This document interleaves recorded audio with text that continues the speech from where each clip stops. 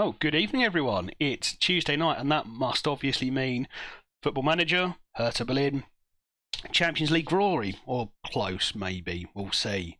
We did have a good start to the season, actually. We are top of the league after 3 matches, and obviously we're going to win the league from here. So how is everyone so far? Early start to the week. Say early start to the week. What I mean is it's early on in the week. I'm really struggling to speak English when I come on stream these days.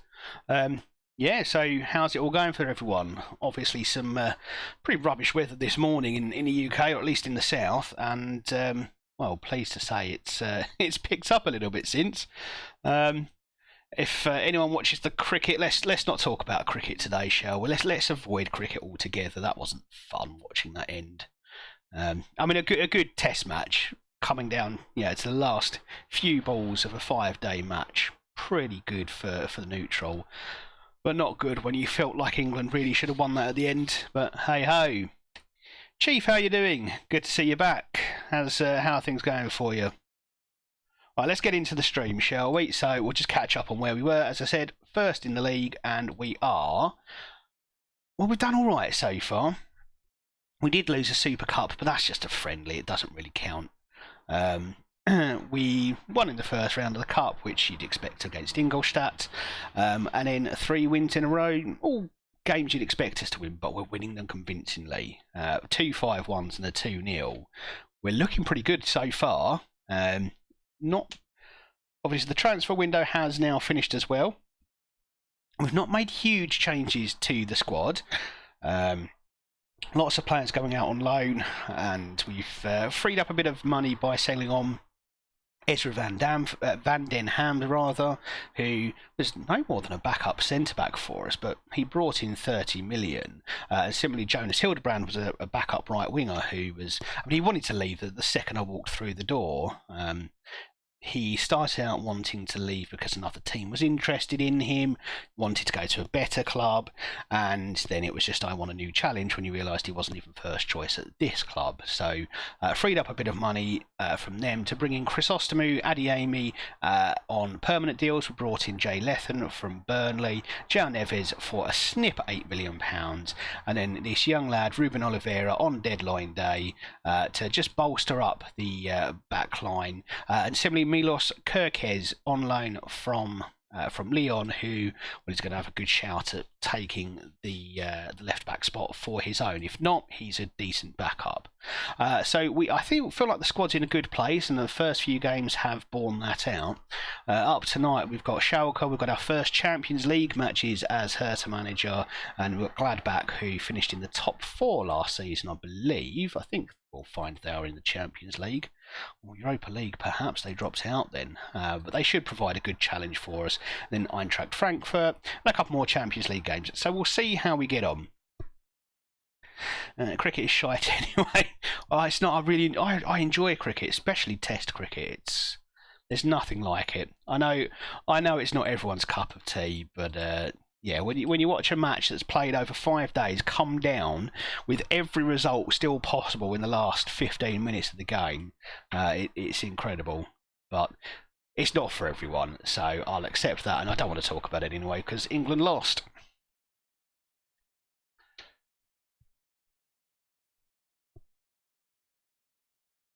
Oh god, yeah, it's not that kind of gripping sport where you're watching second after second.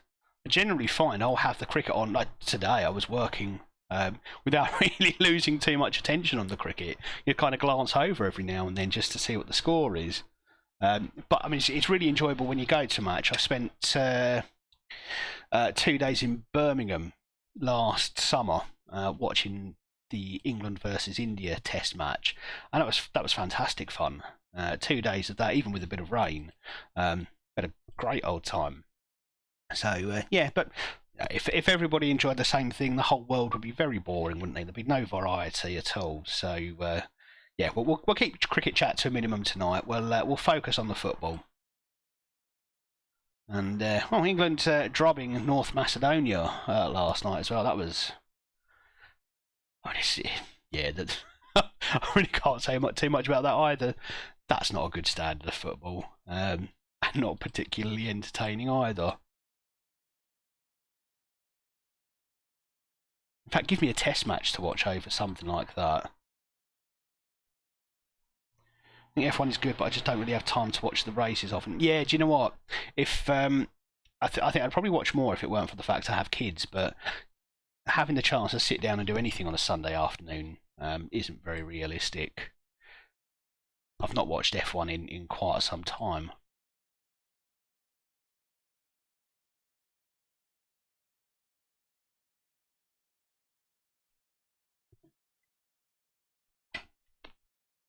Trying to think of the last one I watched. It may well have been Lewis Hamilton's first championship year. That's how long ago it was. Was it last race of the season? And something went wrong with his car in the last lap, and he sort of limped home in fifth, which was just enough for him to win the title or something along those lines. That's the last race that I probably watched from start to finish.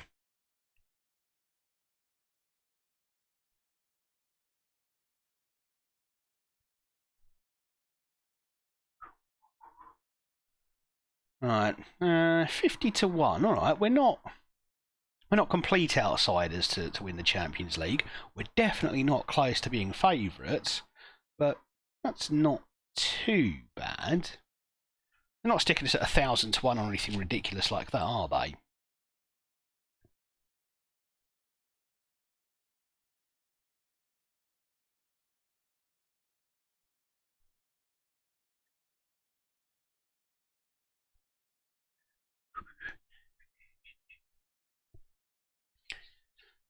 Chief, we do need to come up with that team name. I think we're at Crocs United. I think that's my front runner at the moment.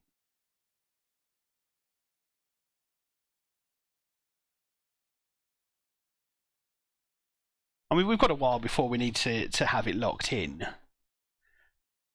Ideally, I want to win the Champions League before we stop this save. Or her to sack me. That's the way it's going. Especially the last bit of the team name. I should have known that's why you enjoyed it so much.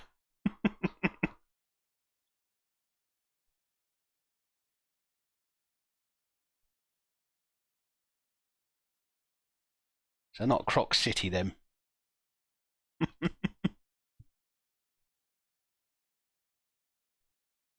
It looks like Cho's going to be out for the next match. That's fine. We can always chuck Adiemi up front.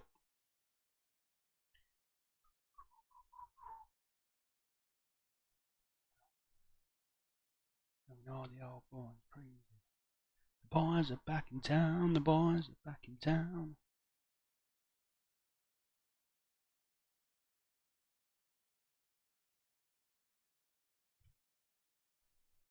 Okay, well.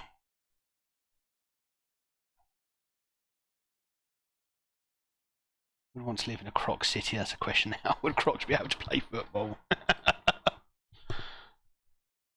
Chiefs Kingdom there asking all the hard questions. Yeah. Now, Crocs United. It's got a ring to it, hasn't it? Right, let's... Conor Bradley's injured, so we'll go with Akani out on the right back position again.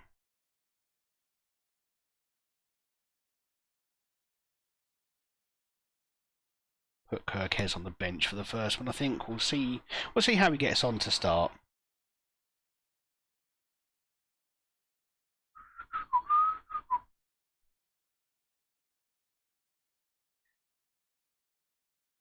How unfit are you? 45 minutes. Okay, we'll go with Dora and Adiemi then.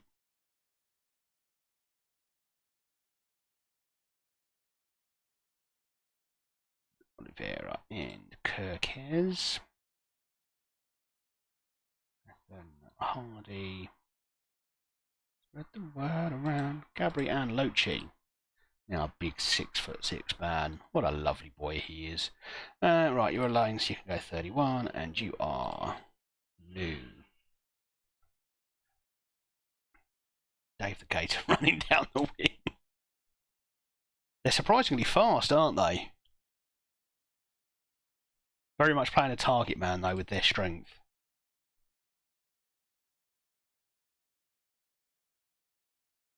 Oh yeah, we don't want any old person answering that question. That needs proper scientific study and research.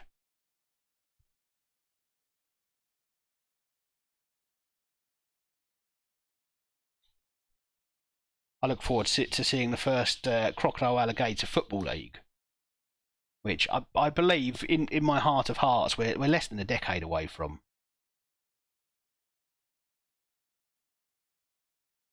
If we can't have equal rights for crocodiles and alligators, where are we as a society?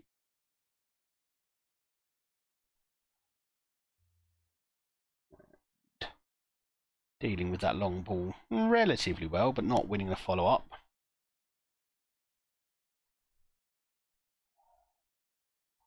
Liverpool would be better to toast the games.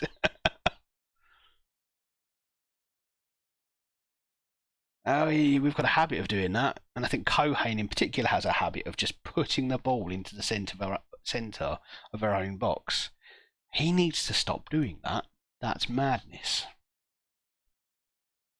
I'm not going to go attacking. I'm not happy with what I've seen so far, and we're going to demand more.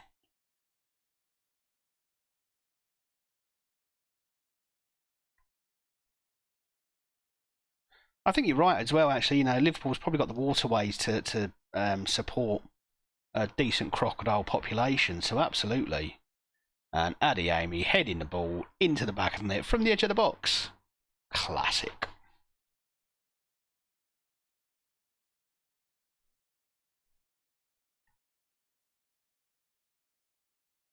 That's good work there. Burkholt looks up, spots the run, and the goalkeeper is in no man's land. Dumb would be the referees. Yeah, but Chief, surely for that they need to understand something about the game of football, and I very much doubt either of them have a clue about it.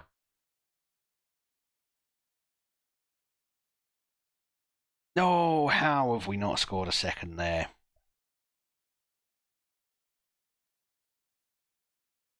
See, this is where Kohane is good, bursting forward like that. His defensive duties he's not so good at, but going forward he is an absolute beast of a wing back.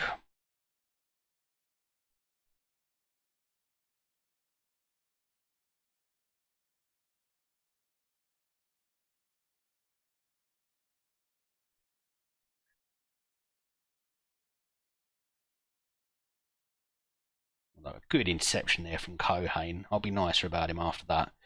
And Burkholt, Adeyemi, what a combo again. His pace makes such a difference up front. Don't get me wrong, he's only a backup to Cho, but when he is there, look at what he can do. Not that Cho can't, but he's just got that extra yard that means nobody gets close to him. He'd be refereeing in a city where everyone loves them, so he'd be good there.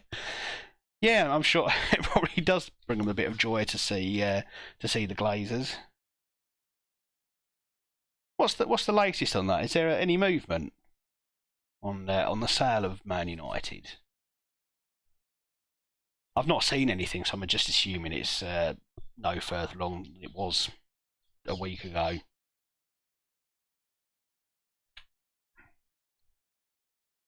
Now, for a slow start, we're smashing them. This is why you shouldn't go easy on your own team in the first half. Make sure you let them know how you feel. Well, I'm going to assume there's nothing because I've not heard anything. I would expect it to be plastered everywhere once the Glazers finally do sell up.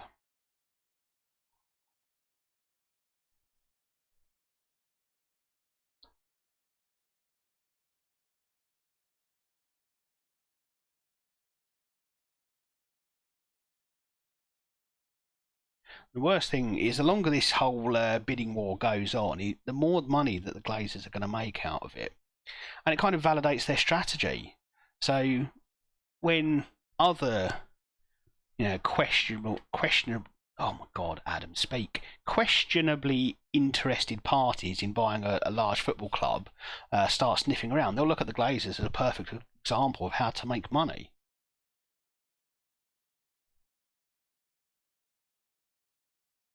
Yeah, we calling them the biggest team in football. I thought we'd settled on Real Madrid on the last stream.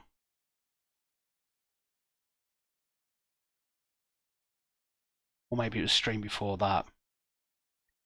And yes, I said the last bit just to brag about how massive MUFC are. Yeah, I'll give you second place. You can have second.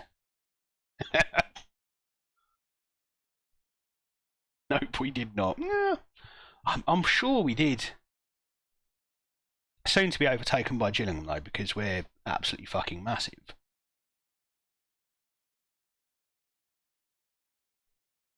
Oh, and we are blowing this lead. 3 up to 3-2. This is not good.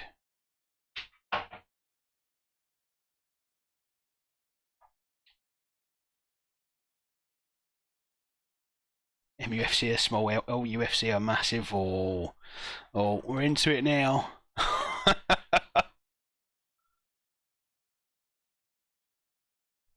Biggest club in Kent, absolutely. And soon to be the biggest club in the world. We've sold 3,000 season tickets, which is best performance in the last 10 years for us. Which is, yeah, I mean, it just goes to show the level of optimism around the club at the moment with the new owners. We're getting a big screen at Priestfield, which we've not had before. We're getting LED advertising boards. I mean, yeah, it's a great place, great club to be around at the moment. And Diamande. That man is a legend at this club. He's a legend of this save.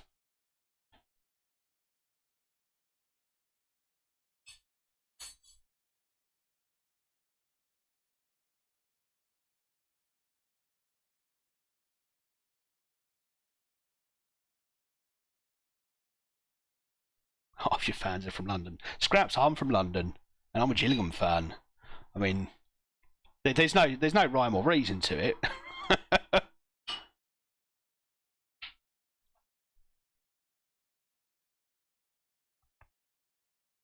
Chrysostomou is he taken an injury or no? He's just tired. Right, I think that's the first appearance for Ruben Oliveira. Then let's. Right, I think we said he's definitely not a ball-playing defender, so we're going to take that off. And Kirkes can come on for his debut as well. Let's hope they don't blow it.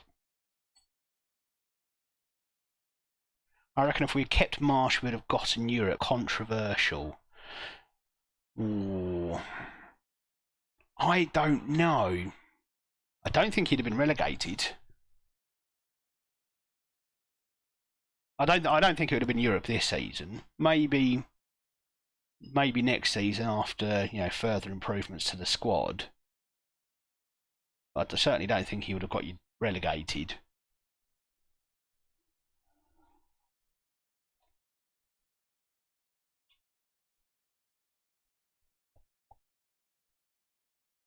Okay, this is a good match so far. 5 goals. Third match this season we've scored 5 goals in. We're pretty good at this. Pretty good at goals. Defending, we're letting a few in. But not something I'm completely worried about at the moment. I think we're okay. We will see how the rest of the season goes, obviously, before we go patting ourselves on the back about our defensive prowess. But we're not doing too badly at the back. Right, let's get Lethen on as well. We'll save that last sub until the last few minutes. Leeds getting Patrick Vieira. Oh, that's I can't believe Vieira got sacked by Palace. That's the mad one. Diamande, Vega. Gary O'Neill as well felt like a weird one, getting sacked by Bournemouth. I thought it worked miracles with Bournemouth.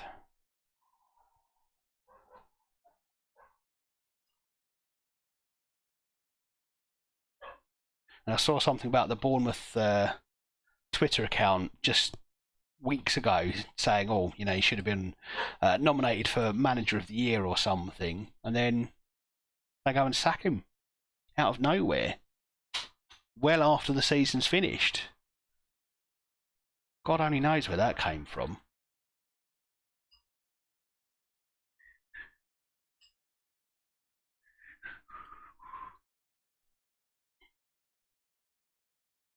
Speaking of sacking, cannot Wednesday sacked? Oh, that's another absolutely insane one. Darren Moore getting sacked is just, it's crazy. Didn't he get sacked by West Brom after saving them from relegation as well, or getting them damned close to it?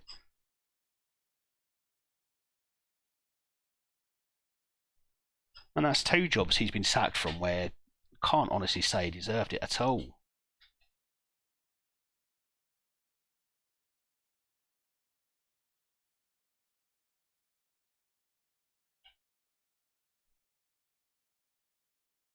I feel for him, yeah. Honestly, I can't help but feel there's got to be more going on behind the scenes with both the Gary O'Neill and the Darren Moore sackings, because what on earth have they done to deserve it?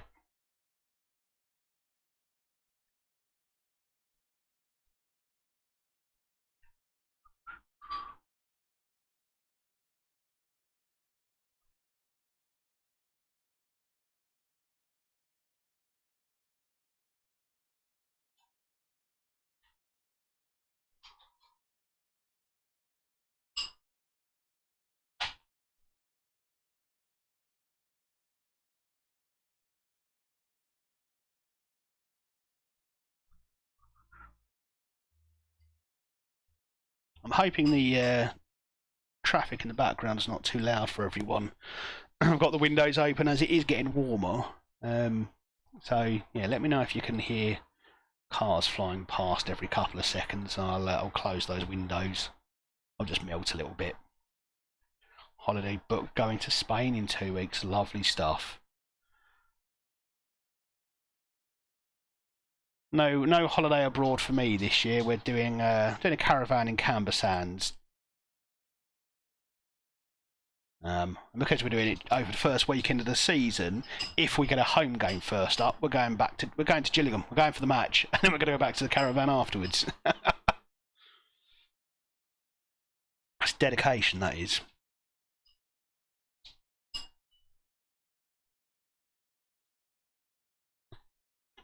That's your first time going abroad. Oh well, enjoy it, mate. It's a lovely experience. I remember my first holiday abroad was when I was 12, and we went to Malta. And being a 12-year-old kid whose only holidays up until then had been kind of Butlins or caravan holidays, it was like being in a different world. So hope you enjoy it. Where in Spain are you going?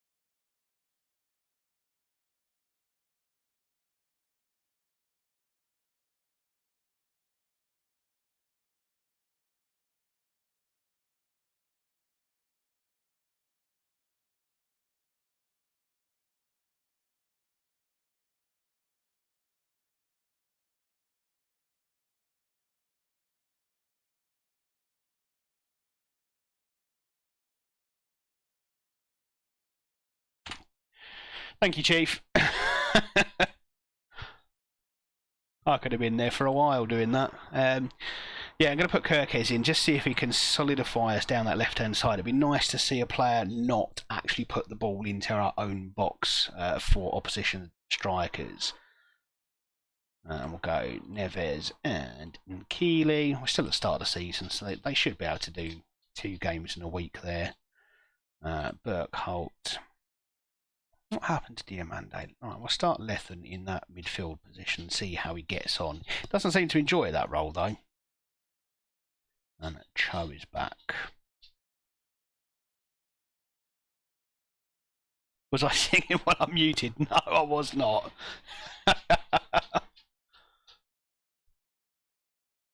No, we saved that for the karaoke streams, Chief. I don't think it's actually Spain, it's Lanzarote. Oh, Canary Islands. I've been to Fuerteventura and I've been to Gran Canaria, which are both. I quite enjoyed Fuerteventura actually, going down on the sand dunes and whatnot. And Gran Canaria was my honeymoon, so that was obviously lovely. I'm 18. I want to go to Barcelona or Madrid and watch the El Clasico.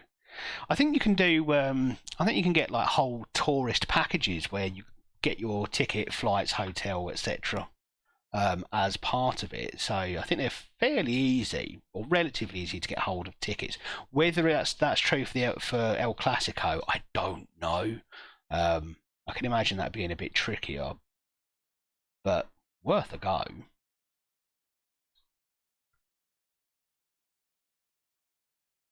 Kari, Richter, you and you and you. Right, lots of players on the bench.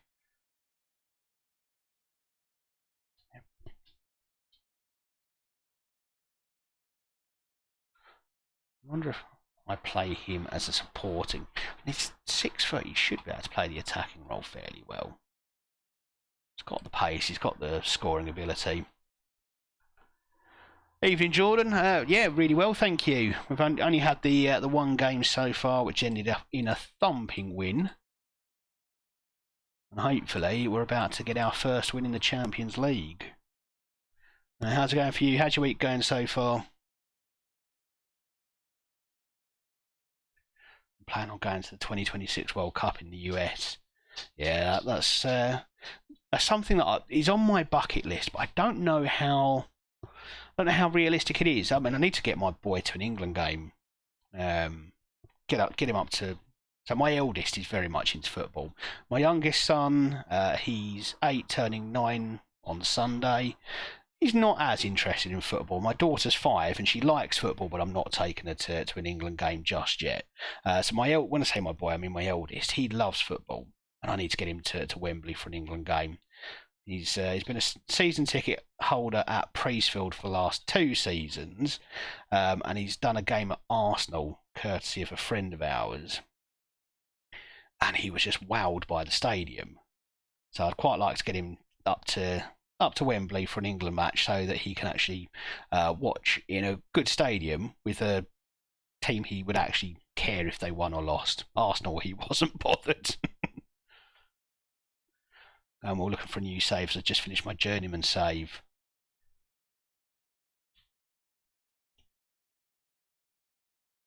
We're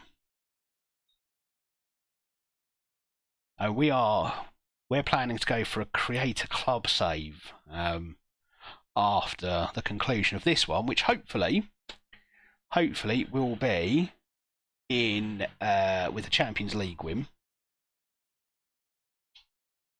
Oh no, ads.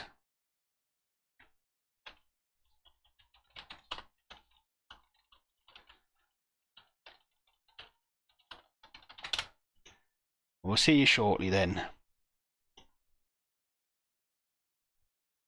I didn't time that one very well. Normally, I try and run them before the match happens. I was too busy waffling away to look at the ad timer.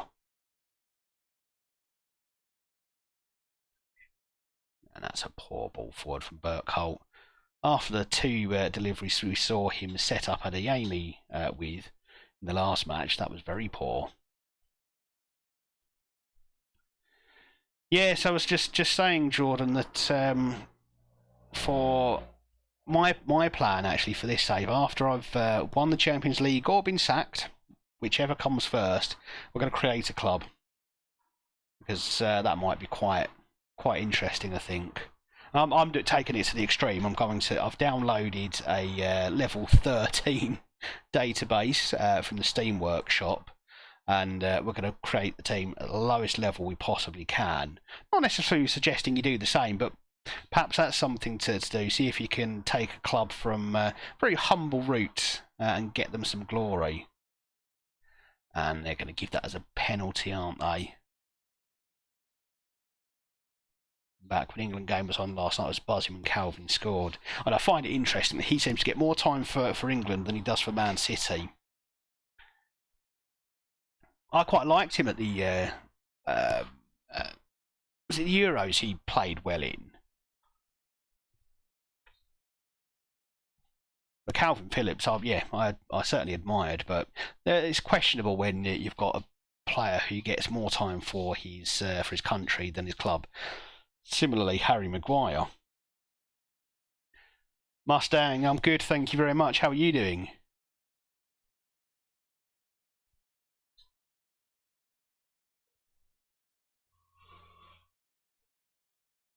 How's beautiful Italy? Hope you're looking after her for me. We're not going to tell him that's not good enough. I feel like we should be comfortably beating Celta Vigo. I know we're the away side, but I'd like to think we've got the better squad.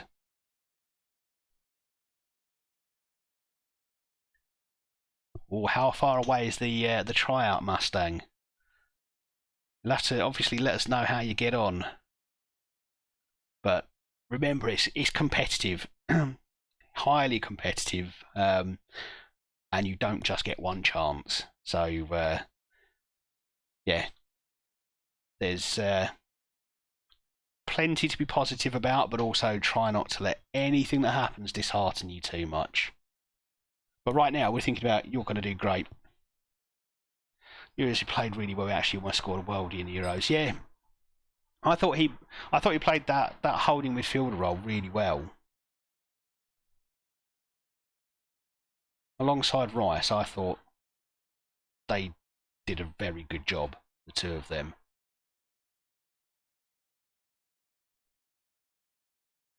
And when's that Declan Rice to Arsenal transfer going through? That seems to have been dragging on as well. Lethen!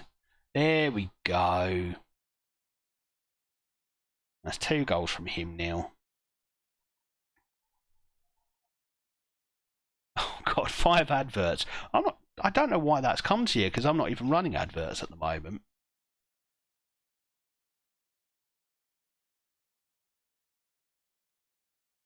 The whole reason I run adverts frequently through the stream is that we don't have big pre-roll adverts, I think they call them. So that you don't pop into the stream and then suddenly get hit by a wall of ads.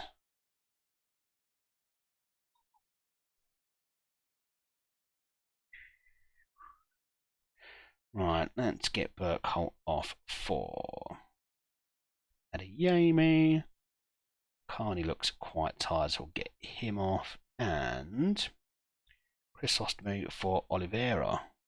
And yes, that's 4 subs at once, but I probably should have made a couple of these a bit earlier. Just for fitness.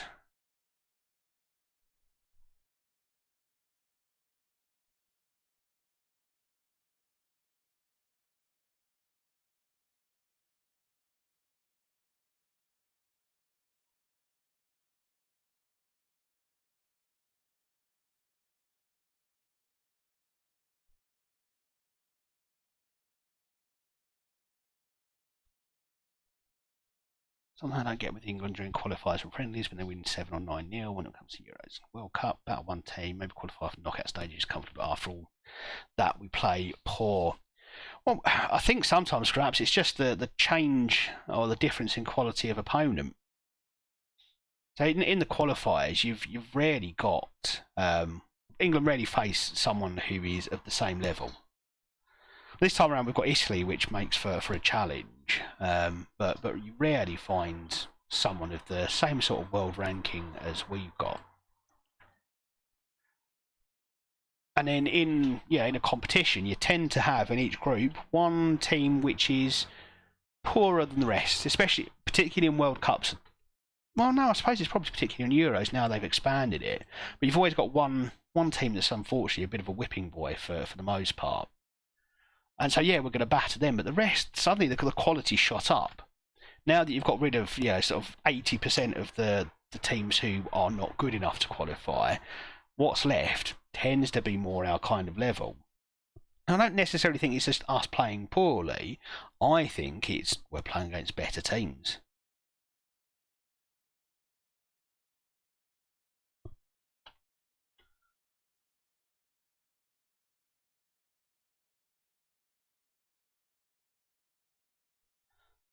Speaking of Thomas was fuming during the World Cup qualifying versus France. Ref was an absolute joke, yeah. Oh yes, there seemed to be many things that possibly should have gone our way but didn't. But that's football. That's modern. Well, it's not just modern football. That's football. Full stop. It's always been the same. We'll try it next week. I'm nervous, but I'm also excited to have my chance to potentially make it as a professional footballer. And that's you try and keep the excitement. I'm sure the reason you're going for this is because not because you see it as just as a career, but you probably enjoy playing football, don't you? And that's the bit you've got to hold on to. I think if you can show and hold on to that enjoyment as you're going through whatever drills and tryouts you're having to do, that will come across. Someone who enjoys their football, who's willing to work hard, who's willing to try their best, but at the end of it all, still has a smile on their face because they're doing what they love. That's the sort of player who I think most teams are going to be attracted to because they know you will put in the hard yards. You will get better, you'll improve. One day it will come home. Oh, I wish that was true, but I remember singing Three Lions on a Shirt when it was new. And that was, 27 years ago now? Still hasn't happened. 30 years of hurt is nearly 60 years of hurt. It's, it's feeling less and less likely. Well, there we go. We win our first Champions League match pretty comfortably in the end. It did take a red card for Celta Vigo, helped us out massively, and I'll take a few of those if I can. I happily see red cards for opposition teams. Lovely. That's good for us.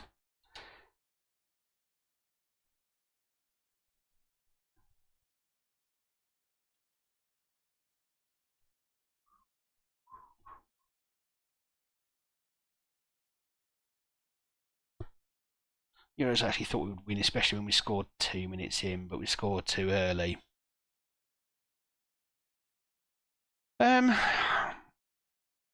I mean, I kind of get what you're saying. I always find it weird to say we scored too early, though, because scoring at any time is a good thing.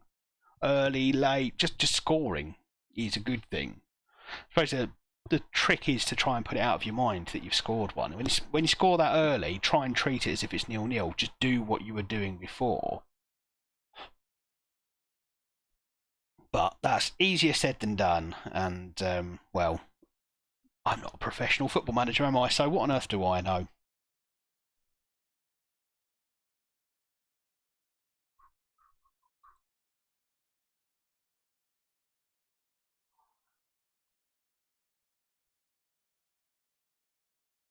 Okay.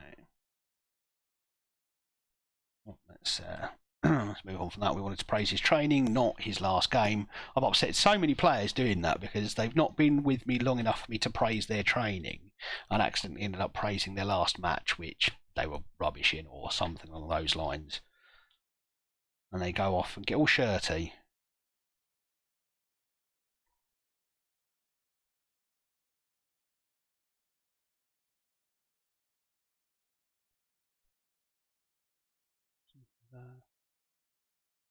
You have a new emote. Oh, you've unlocked an emote. Excellent. So if Chief is still around, he's the man to thank for that. He's the one who designed them.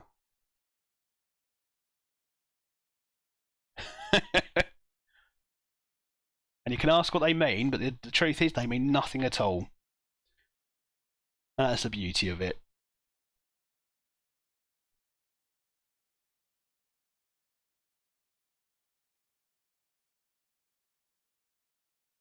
And this is the range of emotes at the moment. It's the animated one, the flashing colours. That's my favourite. Just makes it pop. Although the raid one is also brilliant. The crocodile smoking his cigar is very interesting. Yes, it is. We thought so as well. It's only confusing if you think too much about it, Mustang. It's one of those things where there is no meaning to it. It just is. It exists. Shall we give Oliveira his first start? I think we should, you know.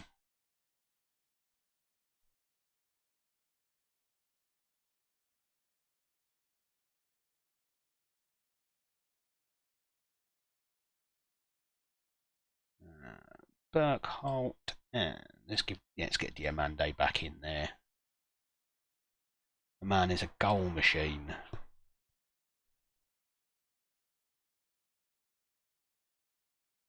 Kirkes, Bonskirk, Chrysostomou. Lovely. Alright, Lethen, Door. Let's do Vega Adiemi. Yeah, that'll do. Lovely.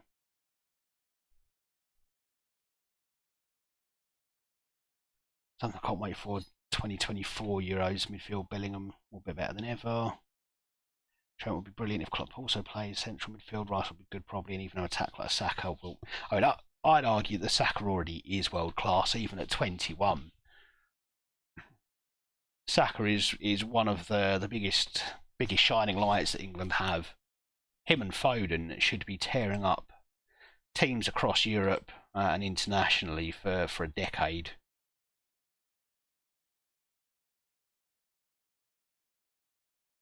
Just like Juventus, unfortunately, they exist.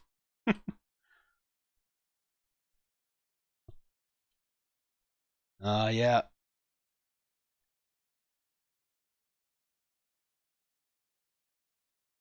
I'm not going to weigh in one way or the other when it comes to sort of Milan Juventus rivalry. I would say that I prefer Milan to Juventus just because Milan of the 90s were incredible and was something else.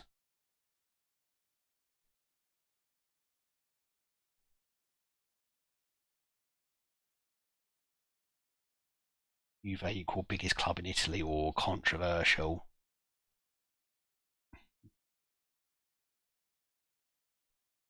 Well, as an Englishman looking from the outside in, I'd still say it's AC Milan. I know that Juventus have been far more successful of late, but for me, I still see 90s Milan.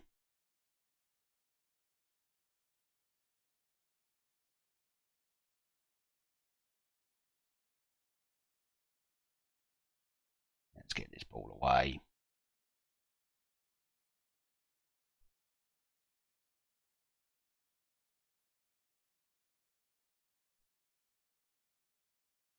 No. We could have done without that. All right, we'll berate the team. Ronaldo is better than Messi. Oh, you're full of controversial opinions tonight, Scraps. I disagree ever so slightly on that one, but I also think it's daft to try and compare players and say one is better than the other at that level. You can say, for example, Virgil van Dijk is better than Maguire. That's because Maguire is rubbish at football and Virgil van Dijk isn't. Ronaldo and Messi, though, they both transcend. They're on another plane. They're on another level entirely. Comparisons between the two are fairly pointless. They are different in how they play, but they've both been massively successful.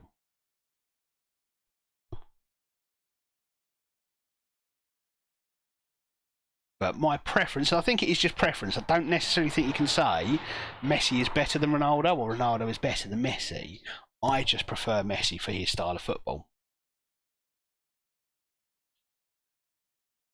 Alright, let's hope we improve in this second half, because I don't think we've been great.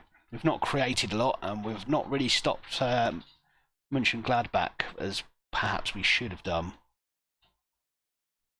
Another controversial one. Haaland will never be as good as Aguero. I mean, that's a bold statement to say. Never, given he's still young at the start of his career. Again, I think that's a difficult one to agree with. He is a very different player to Aguero as well. Let's get Adeyemi on.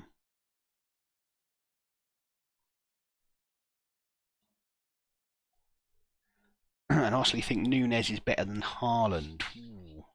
Now I think you're talking crazy. I do think you must be sleep deprived or something. There's no way Núñez is better than Haaland.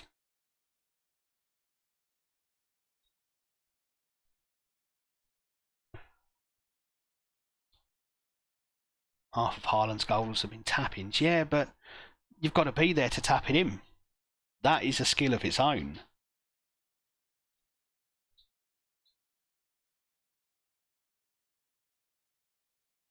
I thought we were going to score them. Yeah, but Haaland's got a lot more of them. A decent goal, a tap-in, they both count as one goal.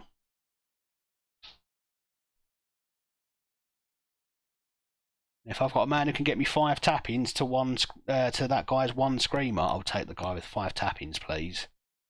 That's probably before your time scraps, but Gary Lineker, one of England's top goal scorers, was very much a goal hanger. He just scored goals, but he was there to do the scoring, and that's an important thing, even in the modern game. Right, let's get Kerkez on, and Diamandid looks tired, so we'll get Lethen on as well. See if he can pop up with another goal.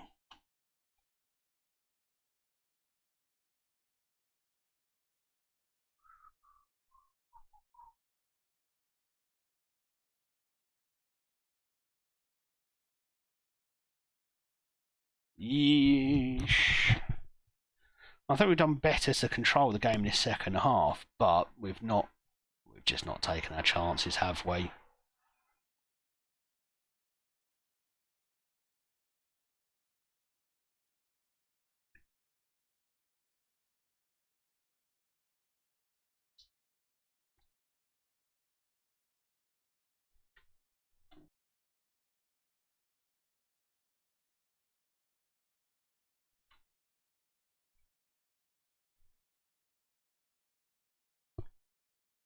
He's a one-season player. I promise you Darwin Núñez will do better than Haaland. 23-24. Alright, we will reconvene here in 12 months' time and we'll examine that statement. Blazing Zenith, thank you very much for the raid. Well, Raiders, welcome. To catch you all up, we are Hertha Berlin. We're into our second season. It's been an unemployed start. We've done our time in Swedish lower divisions, we've done our time in Scotland, and we are here. Well, we're here for the glory now. Is that we're doing a mercenary save. We'll move to any club that offers us lots of money and a chance for trophies. Ascendur, hello, welcome. And Scraps is talking football facts. Well, I'll let everybody else determine that. It's the Núñez is better than Haaland one, which I think I'm really struggling to get my head around.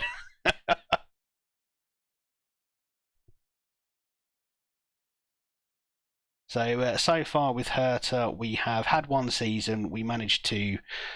Well, we both nearly got them relegated. Well, you can't get relegated at the start of the season, but we were hovering around the relegation zone very early on in the season, but did manage to finish second, win the German Cup and the Europa Conference League, and we are now in the Champions League. We are currently, although still very early on in the season, we are currently winning the league.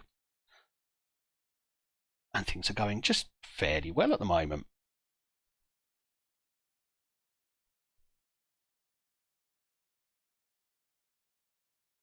How are you doing, Zenith? How was your raid? How did it go? Am I a Liverpool fan? Absolutely not. No, I am a Gillingham fan. Gillingham season ticket holder. I am. I'm not forcing my entire family, but my entire family have Gillingham season tickets as well. United fan here. Rose Derby. Love it. Always.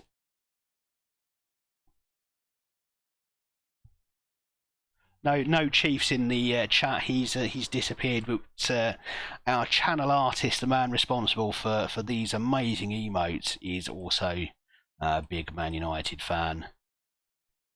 Season ticket holder as well.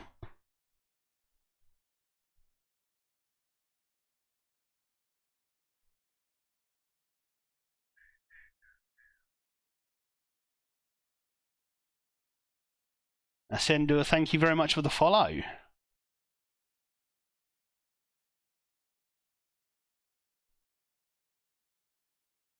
was good I saw you and I was like, you put a lot of effort into your stream. I certainly try. If I'm honest with you, I'm here for the fun. I enjoy the chat.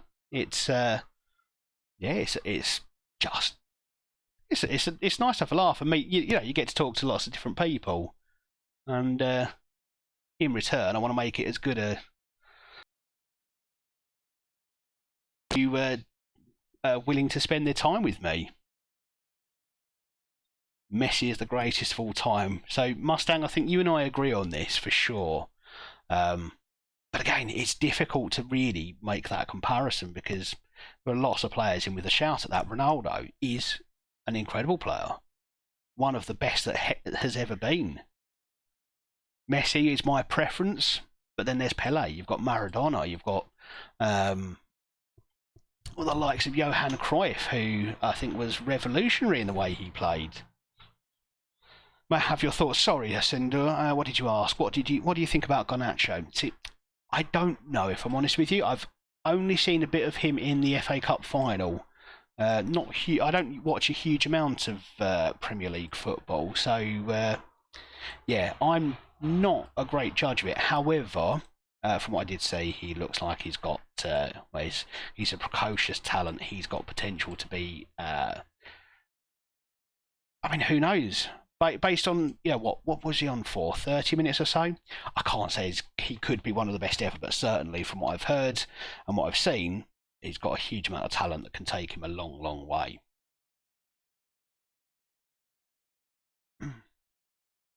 Yes, Ronaldo and Messi are very different players, but for me, I think Messi is a better player.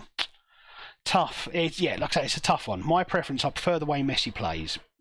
I think he's better on the ball. He is a better passer of the ball, whereas Ronaldo's far more direct. He's strong, powerful, quick, good in the air.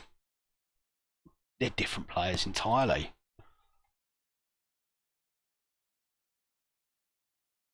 Okay, well, Scraps has listed some hot takes for us. Harry Kane is the best striker the Premier League has had in the last 10 years. David Beckham was never that great. That's wrong, but it's nice for you to bring that to the debate. England would beat Argentina if they made it to the World Cup final. I think so. I do think so, yeah. Ronaldo was so much more entertaining to watch than Messi. No. Leeds have the best atmosphere of all time. I mean, there are a lot of European teams out there that would argue that one, and quite rightly. Man City actually have good fans. Middling. MLS is so underrated, and Haaland will never be as good as Aguero. Well, I mean, that is food for thought for all of us there. Harry Kane, best striker the Premier League has had in the last 10 years. Who else have we had in the last 10 years? Aguero. Yeah. Oh, okay. I might just give you that one. David Beckham was never that great. Wrong, absolutely wrong. He was fantastic. His ability with the set piece was amazing. His ability with the cross and long ball, his range of passing was fantastic. Yes, he was never quick. but he didn't need it. And more than anything, he would run his balls off for you, and you can't underestimate that. England would have beat Argentina if they made it to the World Cup final. I mean, there's a chance, definitely a chance. Personally, think this was our best opportunity in a long time. Ronaldo, Messi. Well, I mean, that's eye of the beholder, that one.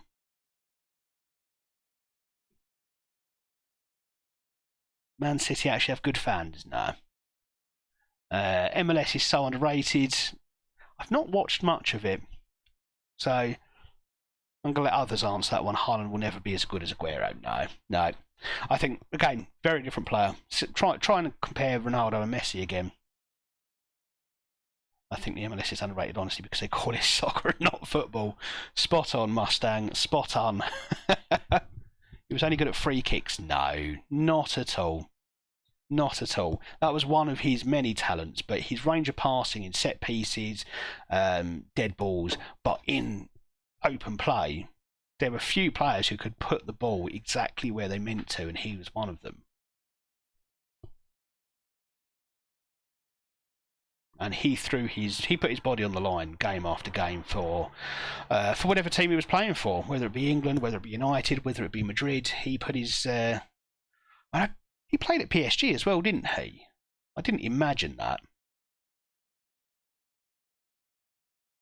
Chrysostomou and Oliveira, it seems, are my choices of that, because Cristiano looks just a wee bit tired.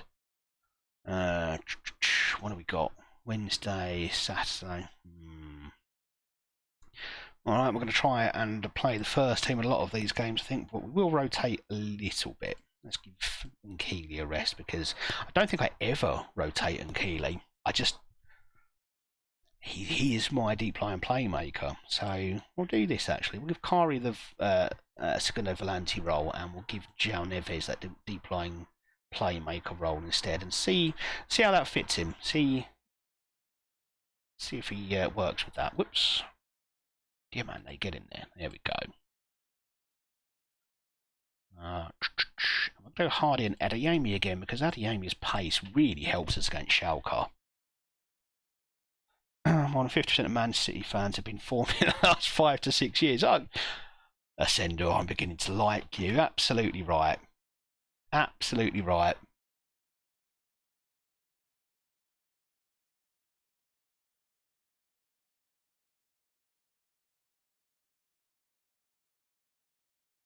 Let's do that. Kirk he's my defensive. Yeah, there we go. You, and you. It's a strong bench. Okay, right, let's run our ads now, and I won't kick off until you're all back. So I'll submit the team, get it going. And then we'll kick off once everyone has returned.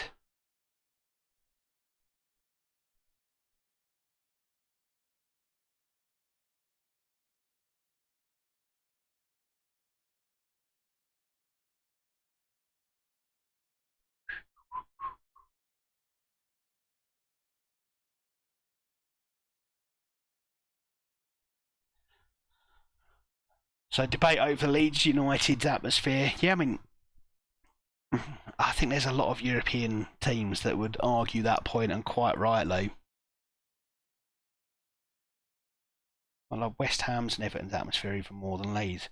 I mean, West Ham's is at the old ground. Is that Bowling Lane as opposed to the Olympic Stadium they're in now? I've not heard great things about the current stadium. Leeds also good and loyal. Oh yeah, I mean, don't get me wrong, Leeds have a great atmosphere, but best of all, that's a strong challenge to make.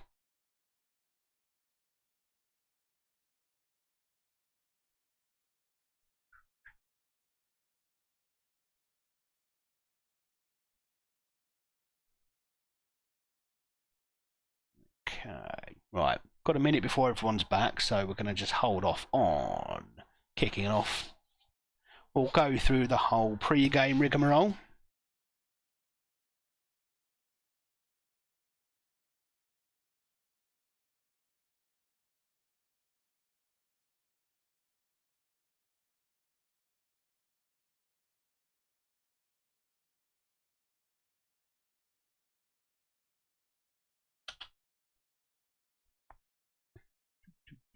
Okay,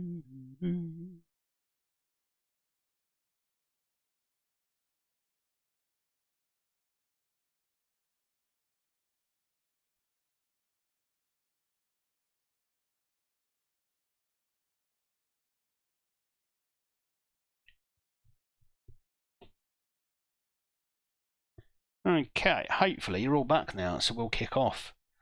Eintracht Frankfurt are playing that despicable 4-4-2 formation, which we've struggled with quite a few times, but we do seem to have found a bit of a counter to it. There's a 4-2-4 that, if it looks like we're struggling, we will switch to.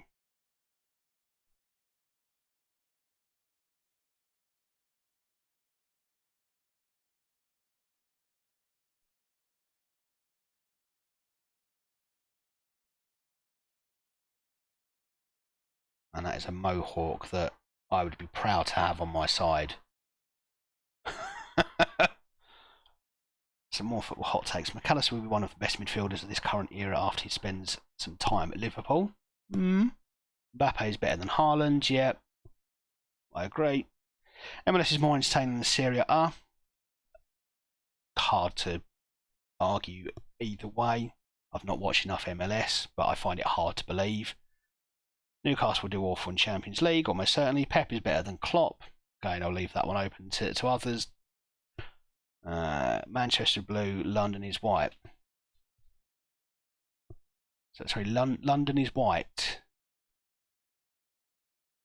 Is that in reference to Spurs? Even Spurs fans don't believe you on that one.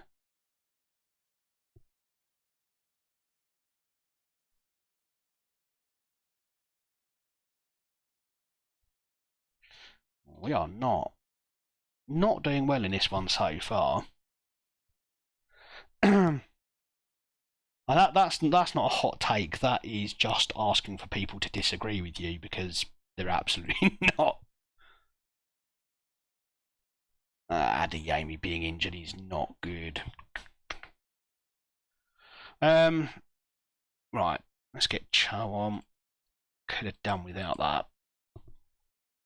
Yeah, London's not white. I think that Spurs have had one season above Arsenal in however long. North London is red.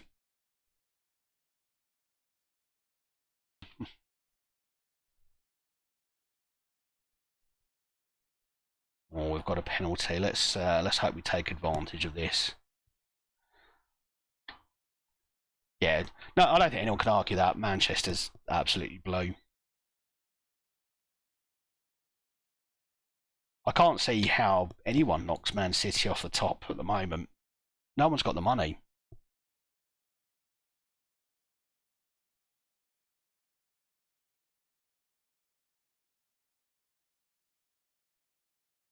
Sendo Manchester is never blue. Remember when Giggs had more Premier League games than City? Yeah. I was saying after the FA Cup final, I saw so many retro Man City shirts, and I think you can absolutely guarantee that most of those retro shirts were not bought from new. Like, they were not new when those shirts were being worn. They were bought off of a retro shirt site, so they could say they were a Man City fan longer than they were a Man City fan.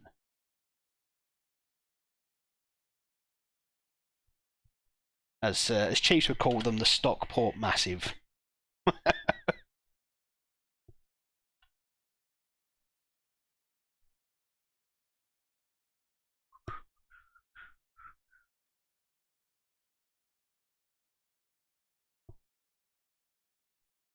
But Scraps, that sort of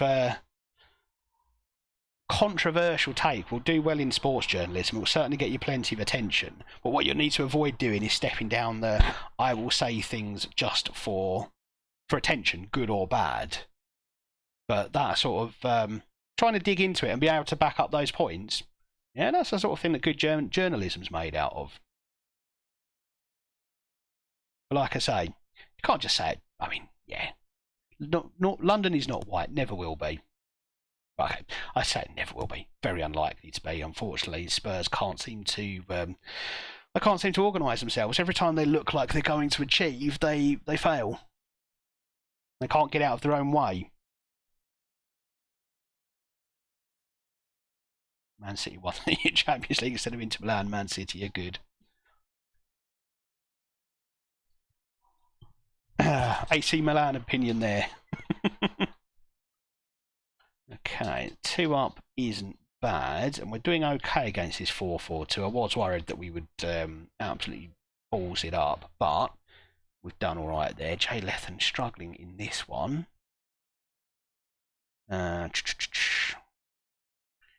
let's bring on Burkholm and we'll swap these two over and see if that changes things up a little bit. Do I think London is blue or red? I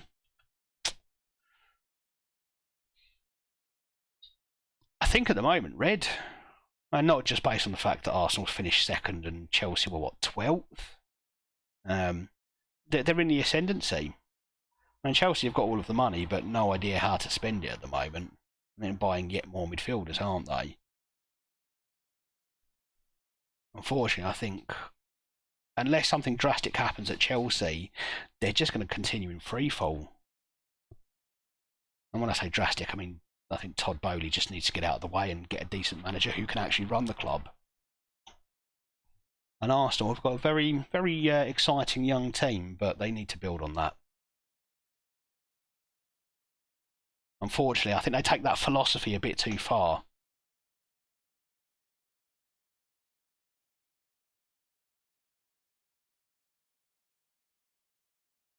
That's not good. An own goal. Wow. Okay. Let's see if we can get control of this game. Let's get Keeley on. Door can usually pop up with something fairly spectacular, and yeah, let's get Akani off. I know it brings on an 18-year-old, but we don't want his head swimming after an own goal there.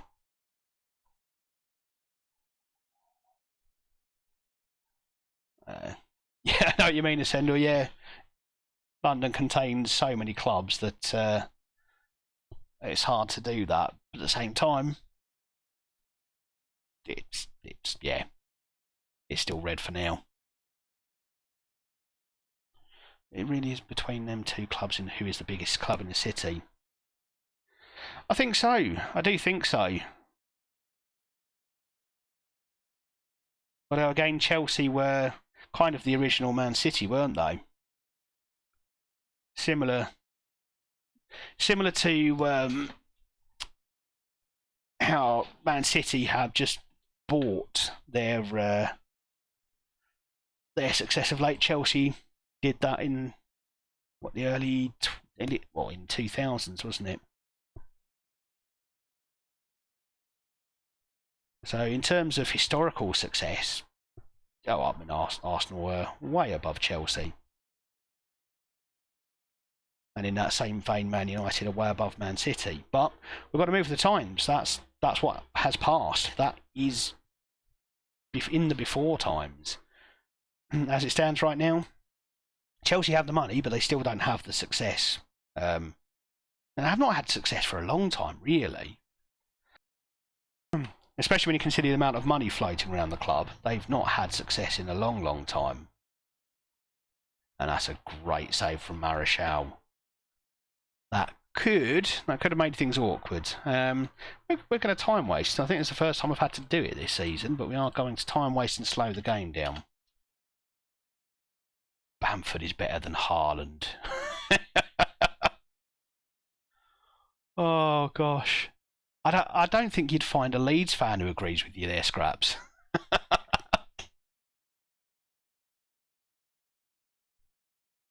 And that's another win. Chalk that one up. We've not faced any of the real big teams in the league yet, but we're getting into the winning habit, which is a good thing.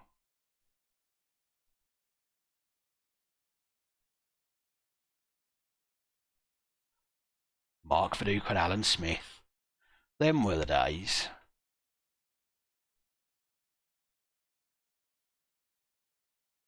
Most of my football memories for English football has been Man City being the best team. Yeah, exactly. That's what people. That's what you youngsters now will see.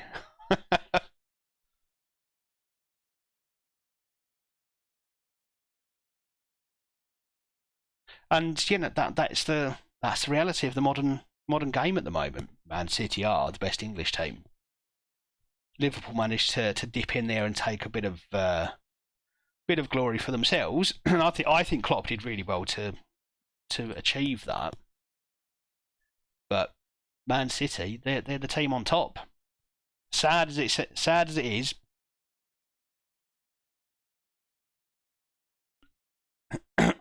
being a Gillingham fan, I am very much anti Man City.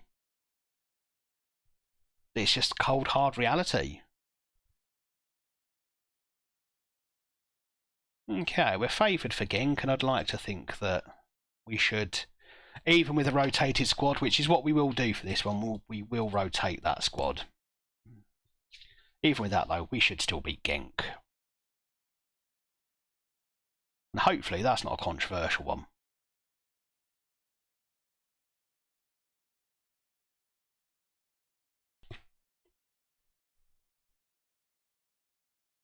And similarly, Mustang, I think for most English youngsters, Juventus are probably the best team that Italy has.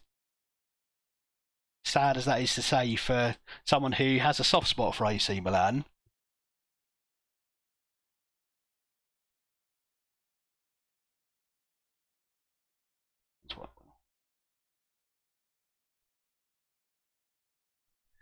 Euro '96. I was 12 then, and I watched. What did I watch? I think I saw up until the end of the group stages from Malta, where we were on holiday, and then was home for the knockouts. Yeah, I'd have been 12 for Euro '96. That's probably the first competition I have strong memories of.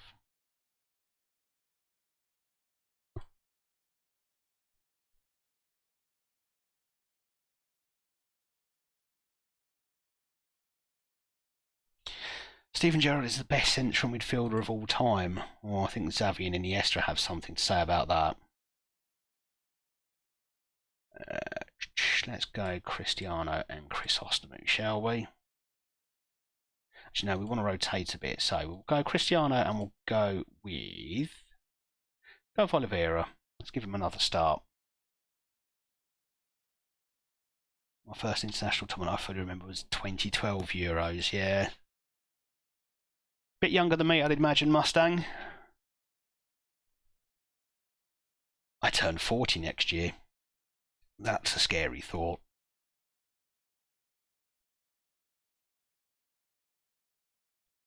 Let's give Kari another start.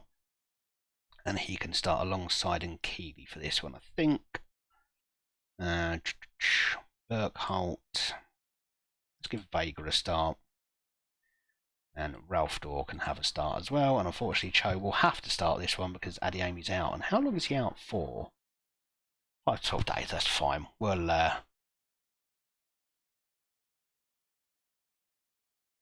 manage for a couple of weeks without him. Right.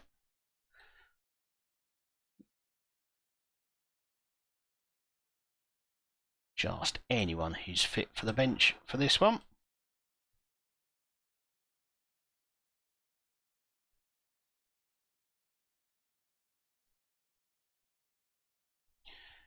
That one, Zidane yet? Didi, Xavi, Scholes. Steven Gerrard, one of the best English midfielders. Best full time? I don't know. I don't think I can agree on that one either.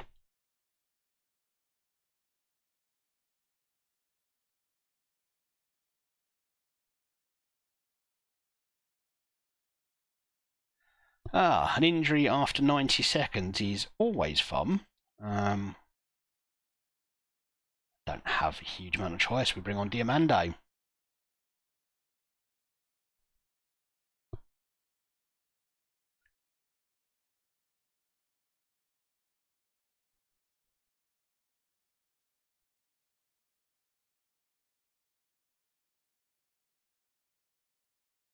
Last World Cup was my favourite ever World Cup because I've seen, Messi won the World Cup.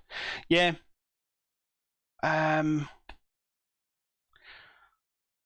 I think my favourite was it's going to be 2018 just because of how far England got. Furthest I've seen us get. 1990. I can't say I've got memories of that. I was 6.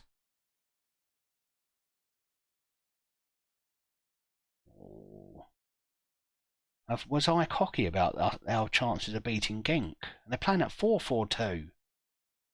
Right, we're going to berate. No, we are going to demand more.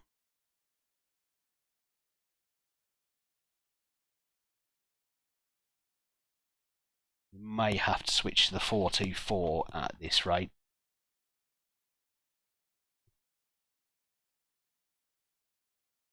People try to put us down.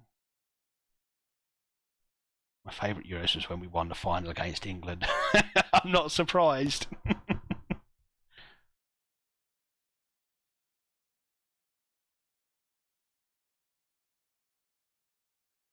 But England definitely should have won that. No two ways about it.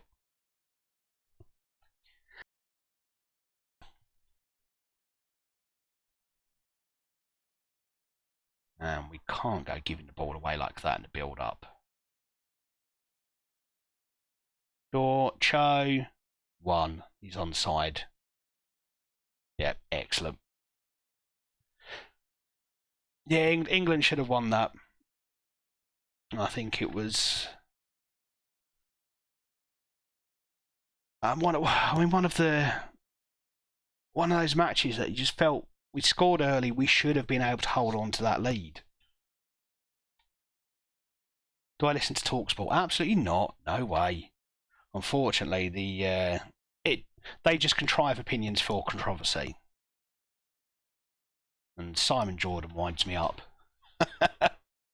Not saying that because you're English. It was the first time I've seen Italy win. Oh no, of course not. Of course not. I mean, yeah, the first tournament you see your team win is always going to be your favourite. Not that I'd know Mustang.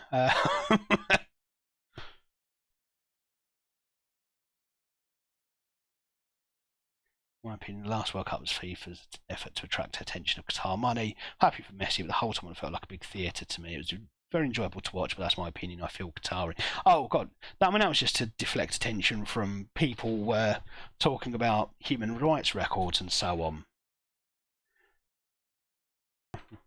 and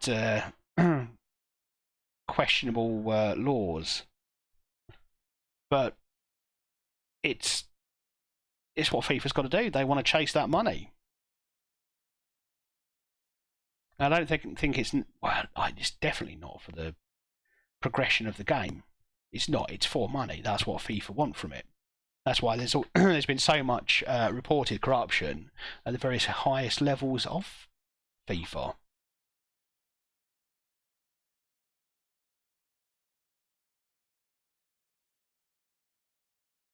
And unfortunately, the days of football being a sport for the fans, long gone. By the way, did you ever watch a game in Old Trafford? Yes, I have actually. Now we're going back about 20 years or so, but my friend, who's a Man United fan, got us Champions League tickets for a match against Lyon, I think it was, and we saw Gary Neville score a goal. So I was there for quite a rarity. The only thing that was annoying about the World Cup was that Italy wasn't there. I mean, that was amazing to me, Italy not qualifying. Because I think you got knocked out, was it North Macedonia that knocked you out in the playoff?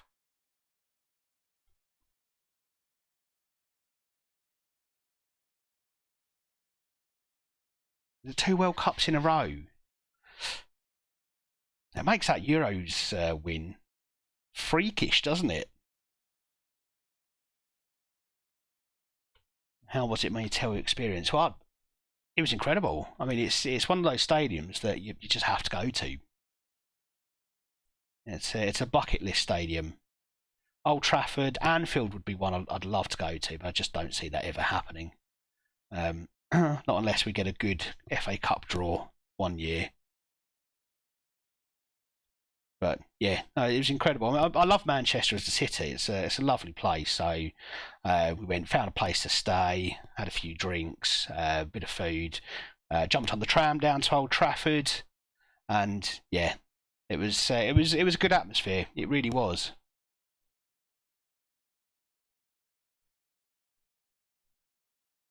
Thanks for bringing back bad memories of not making World Cup. Sorry. You brought up the Euro final. I think it was only fair. Watch United play 6 times. Were they all at Old Trafford, Aston, or have you been to some away games?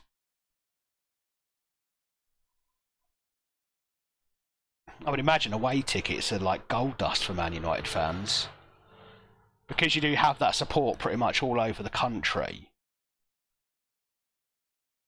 I should imagine everyone's trying to get tickets for United away matches. Right, we've not really broken these guys down. We need to do that.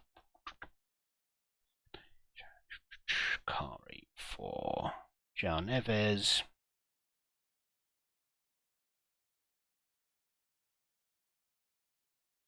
I prefer João Neves in the Volante role. Volante.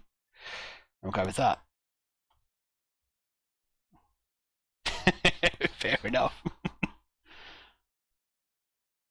Go to Goodison Park, then Anfield, one of the oldest stadiums. Saw their locker rooms, which looks like a shelter from World War II. Oh, I've not seen that.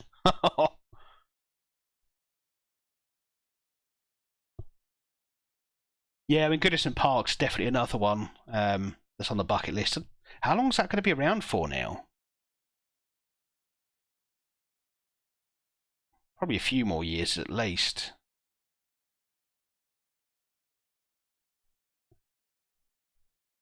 I would love to go to Spurs ground. I hear it's very impressive.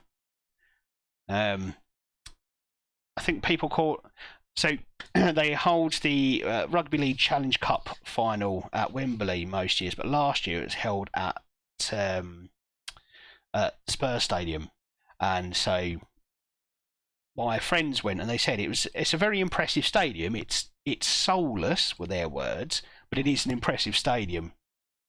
I think in the same way, probably the same way I describe Emirates. Emirates is an incredible stadium, it really is, but I don't know, it hasn't got the character that older stadiums have got. And I don't think you can't inject that character. It's either there or it's not.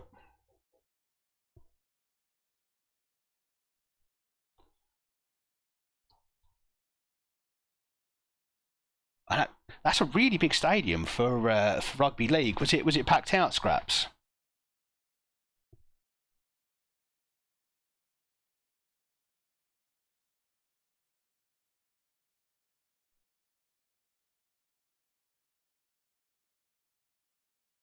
Yeah, St James's Park is another one I'd like to do. I wish I'd done the Stadium of Light like I planned to a couple of years ago when Sunderland were in League One with Gillingham, and it's my boy's first season ticket that year, and I wanted to do a couple of away games. And we ended up doing Charlton because it's my most local stadium, and Cheltenham because we've got friends down that way, so we went and stayed with them. But we were talking about doing the Sunderland away game in the April, and we just didn't. It was, it was usual justifications, money, time, etc. I really wish we had now, especially seeing as Sunderland were, I mean, very close to becoming a Premier League team again this summer, weren't they?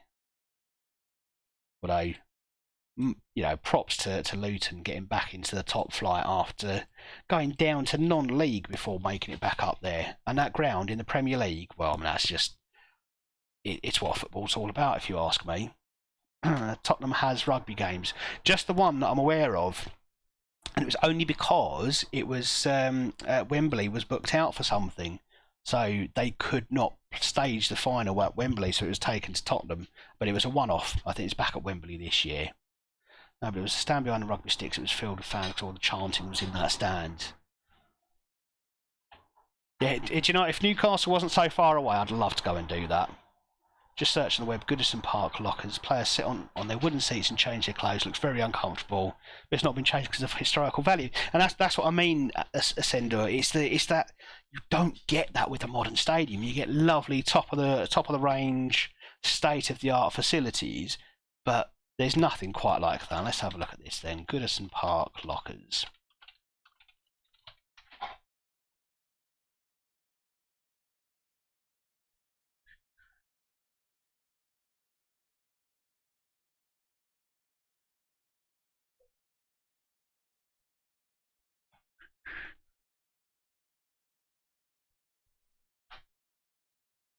So this sort of thing.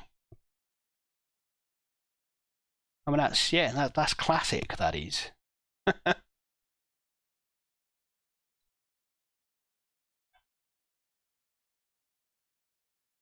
Well, that's a slightly different view.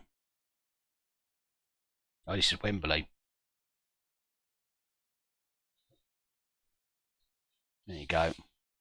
This is the away dressing room. Fantastic.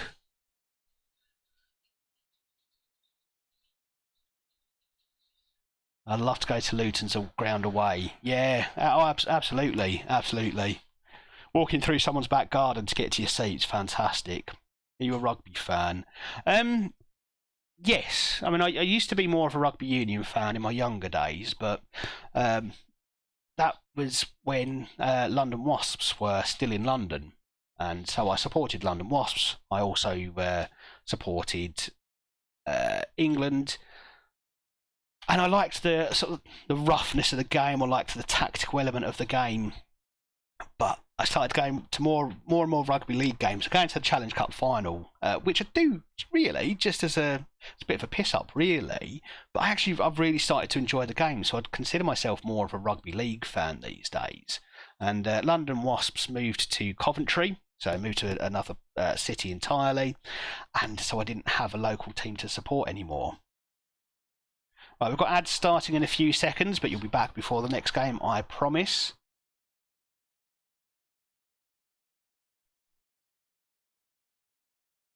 Mend a Hose Jungle.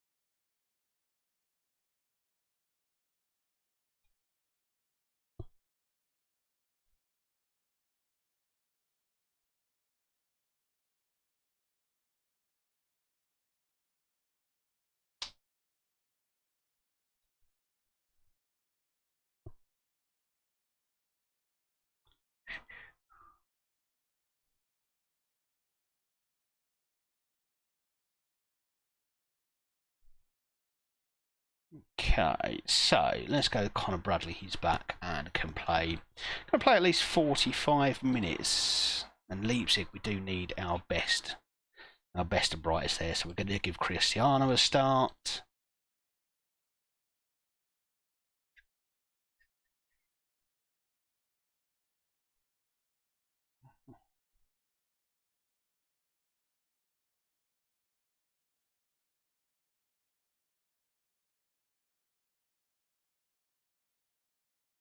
Okay, so I think that's the first team we want. We're leaving Burkholt out just because he's not fully fit, but I'm sure he'll play a part. Carney's very similar, and he'll probably come on at half time. To be fair, because I don't think Bradley's really going to make the entire game. Burkholt, who can play an attacking midfield role? Let's get Kirkes on the bench as well. And Lochi is my striking option.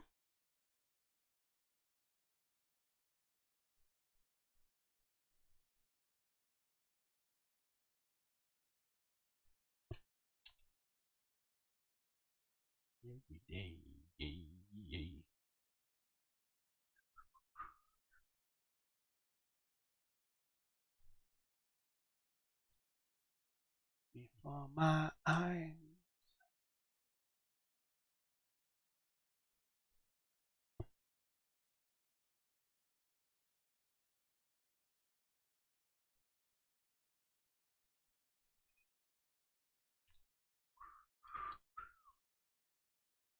Right. Red Bull Leipzig, our biggest challenge so far of the season. At least in the league season, we're not counting, like I say, that friendly against Bayern Munich. So this is the Menderhose Jungle, the Jungle, and this is a proper non-league ground. This is a proper non-league ground. Yeah, I like it. And I can imagine the atmosphere being very, very good here.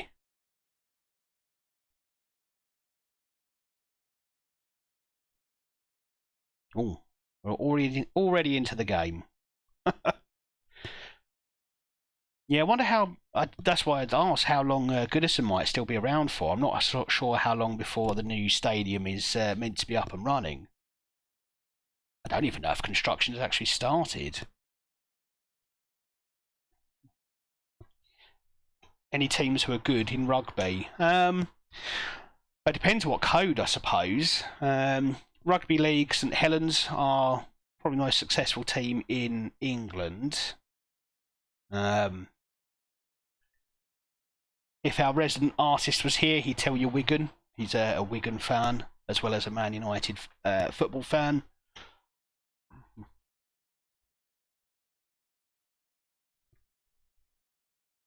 Oh, is this from Everton? Okay, we'll have a look after the match. We'll have a look and see how construction's coming along then, or at least the project.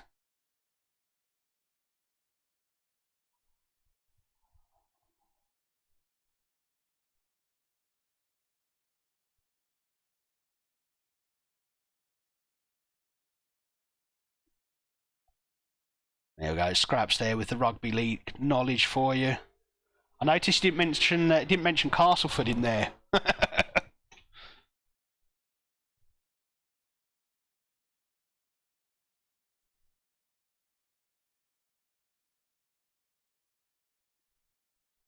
That's a good start against Red Bull Leipzig. We've been on top for much of the game. Red Bull Leipzig can have all the ball they want. They can have possession. We're doing it where it matters. Goals, shots. That's where you win games. Not entirely sure why you were charging into the box there, Diamande. Oh, when did João Neves get injured? Oh, that's another change we're going to be forced into making, isn't it? That's a shocking. St Helens, that's my team. Yeah, mine too. I mean, Mustang. I don't really support a rugby league team because there's not one local to me aside from the Broncos, and they're rubbish as well. So I've gone for St Helens. I'm going to be a glory hunter. In football, I support Gillingham. There's no glory there, but in rugby league, I might as well be a glory hunter. They're building on the middle of a sea. I see. I remember hearing about that down at the docks, aren't they?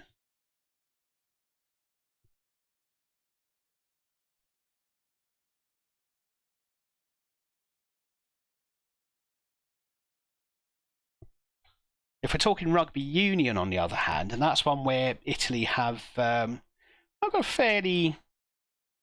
a solid international team. I mean, in the Six Nations, which is between England, France, Scotland, Wales, Ireland, and Italy.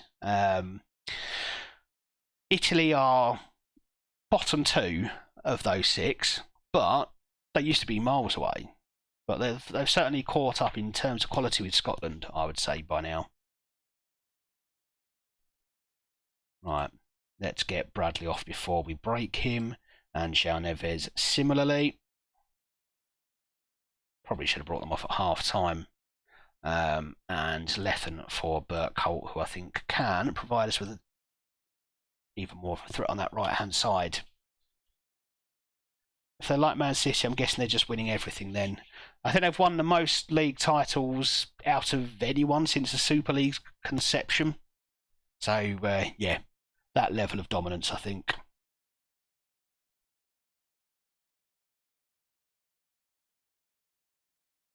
And Keeley is also absolutely shattered, so changes need to be made there.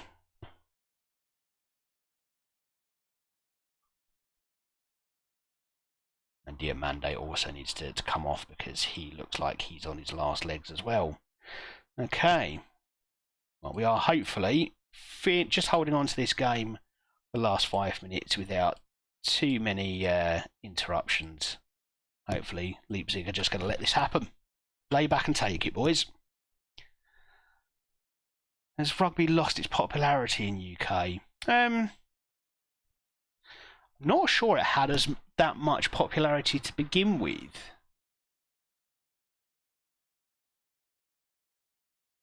I mean, I certainly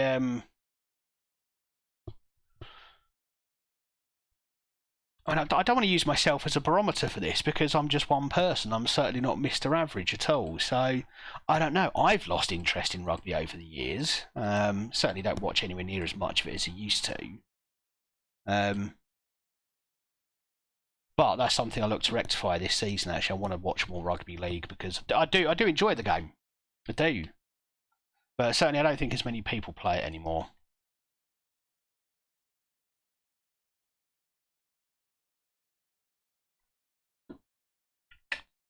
And dropped off a bit season, won it 4 times in a row.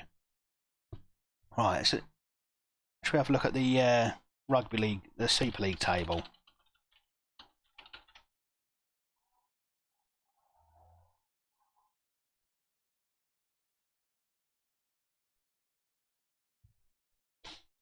There you go.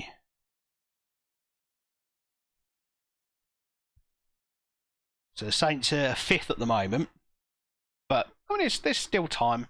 There's still time. They can make that up.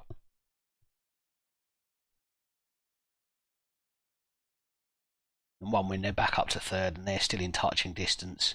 Look at that.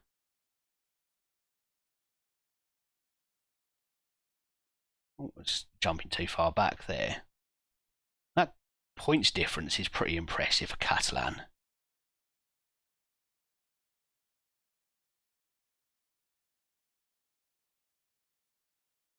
Hull KR. I feel like they're underperforming as well. Salford doing well. I mean, it's they're shaping up to be a tight finish.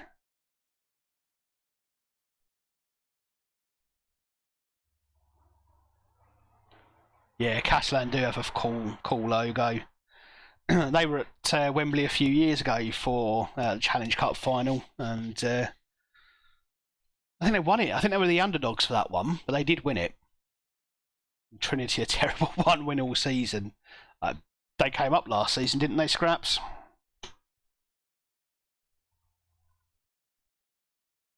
There's definitely a gap between Super League and the division below, isn't there?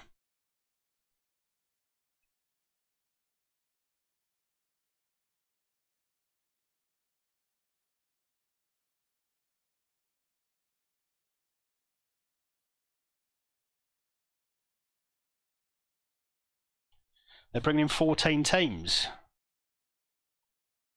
I think that's a good move. I mean, initially you're probably going to have 2 more teams who are just they're not going to cut the mustard. They're just not going to be up there. But over time, it will develop the quality. Everyone will be trying to compete to get better. So yeah, expanding the league can only be good for improving the quality all round. Trinity Wakefield, their only win was against Leeds Rhinos. Oh, so you must be enjoying this then, Scrap, seeing Wakefield at the bottom.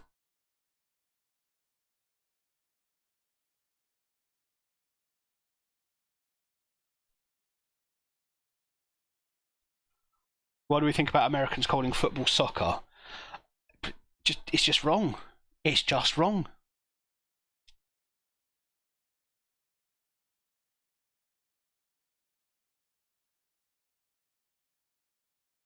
I mean, by that logic, we have a right to call American football hand egg.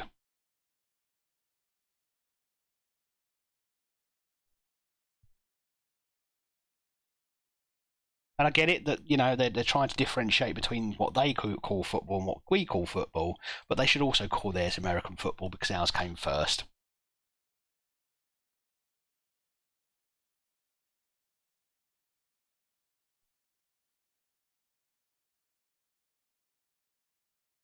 Wigan Warriors have a cool logo too. It reminds me of a red version of the Man City logo. Interesting.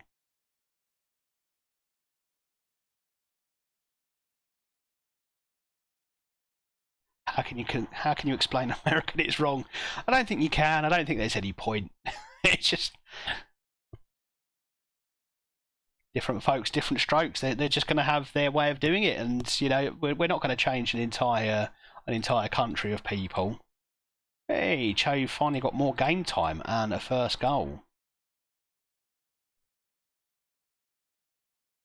It's about time. He's deserved it after scoring 40 goals for us last season. So Featherstone Rovers are going up to Super League, and Cat are massive rivals with them. Okay, let's see how far away those two are then.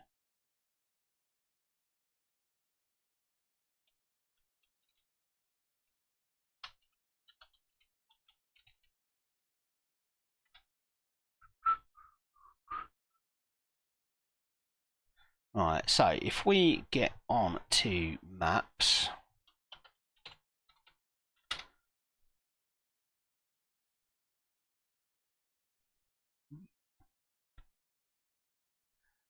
Where's Google Maps? Oh, screw it. We'll just go onto Google Maps and then we'll go from there, shall we?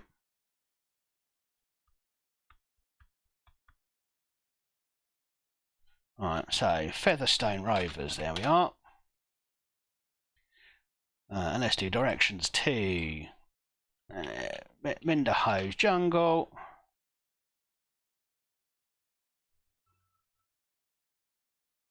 And let's zoom out a little bit. They're pretty close, aren't they? Considering how few teams there are in Super League, that's incredibly close. But I assume in terms of quality, the gap's a lot bigger, those scraps. Some people in Italy call football calcio. Yeah, but that's a different language. That's perfectly acceptable. Americans are, I mean, reportedly speak English.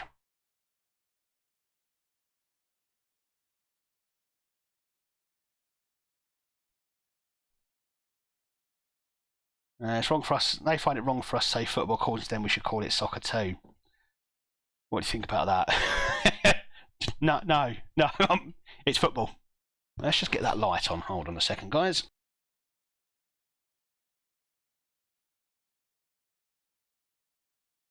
Sorry if I've burned anyone's retinas with that.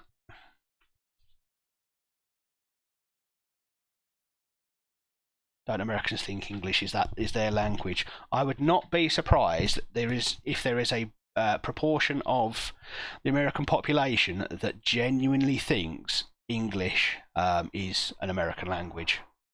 Genuinely could see that happening.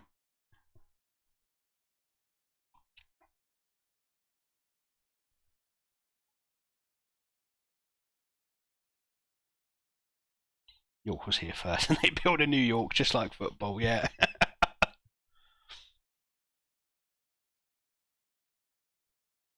Did it play out of the role?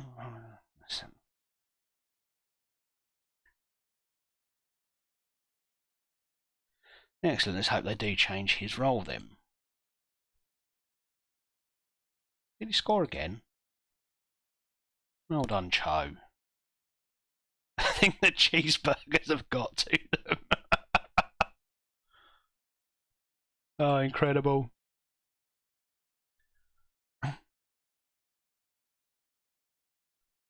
Castleford played against Featherstone at Featherstone Ground, a pre-season friendly. New Year's Eve went to the game and Castleford lost 26-10. Well, I mean, let's hope for a competitive match between you then, at least. So why are Wakefield doing so badly? Because even in Super League, one win in a season is that's outrageous.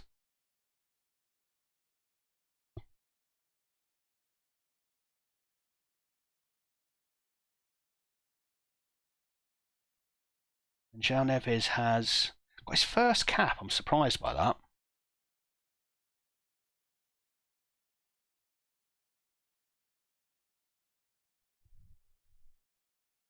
Fake food in America and Italy. We have real food, yeah.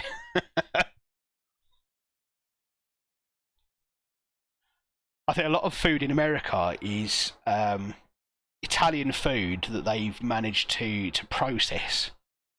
So they've taken the real food and they've put it all through a factory and they call it Italian food. But I don't think what they call Italian food is what you'd recognise as Italian food. Wait for a lucky Yo-Yo Club Batter Championship to go down in the Super League. Yeah, I mean, I figured that would be the case.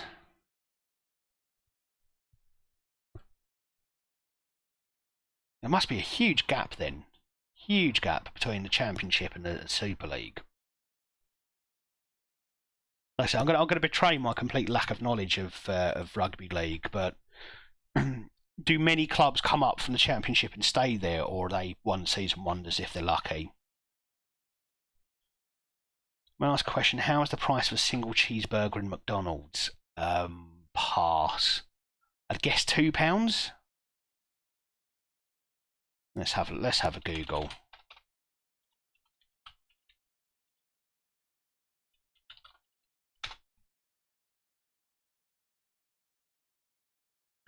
Alright, here we go.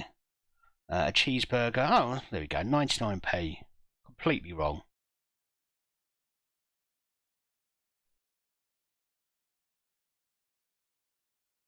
I think it'd be a good sport to be a fan of. Yeah, if you're going to try to get into rugby league is the way to go. It's a lot faster paced than rugby union. Rugby union has, especially around like tackles and rucks and things like that, some confusing rules for new people to get into. I remember trying to teach my son the rules, and just he lost interest within minutes of it. Rugby league, I find it's a far simpler game. It's a far quicker game. It's usually higher scoring and generally just more exciting, I would say. So rugby league's the way to go. Is a pound expensive to me? No, not particularly. Although in this day and age, I think a pound is becoming more and more expensive to spend for everyone. But no, it's certainly not a huge price. I think the average salary in the UK is around £26,000 per year, if that's any help. Where are you from, by the way, Ascender? And in one club go down, but more than likely the Championship team will go down. Yeah.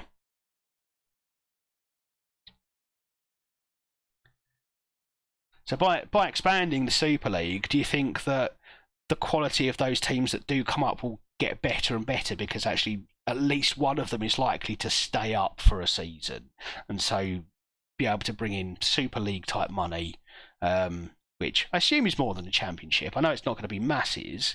It's not going to be Premier League money, is it? But it's going to be more than you get in the Championship. So it'll help them to develop players, develop facilities, etc. Oh, we did say, didn't we, that we were going to have a look at the Everton Stadium, didn't we?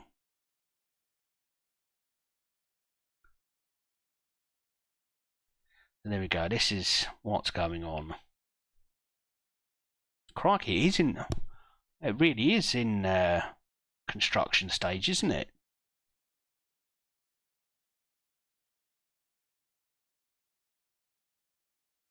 When it looks like it's going to end up being an impressive building, and it looks like they're trying to keep some of the features of the original stadium there.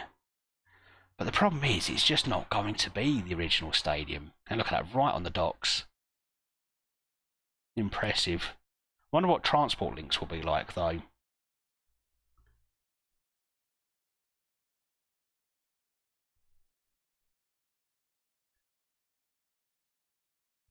One more question. When was the last time you ate a cheeseburger from McDonald's, and do you like it? A cheeseburger from McDonald's?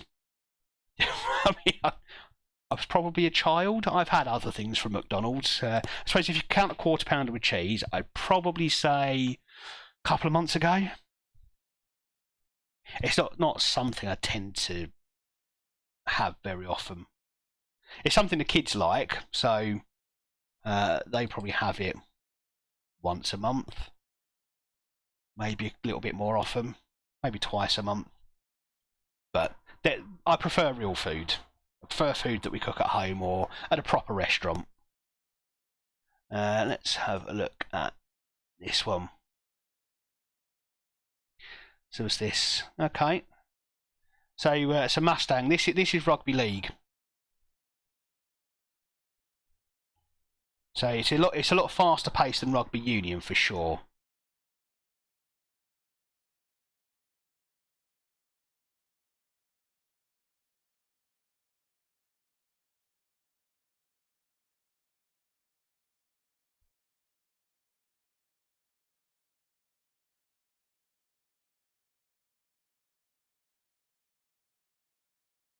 That's a very good example there, that try, of how quick the game can be.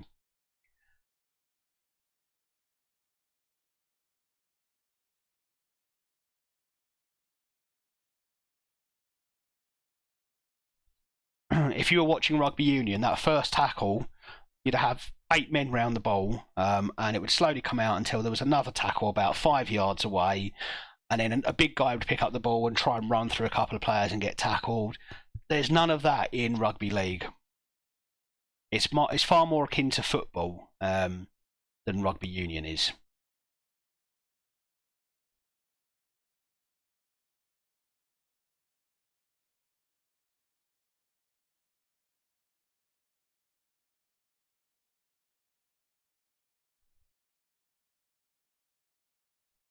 There we go.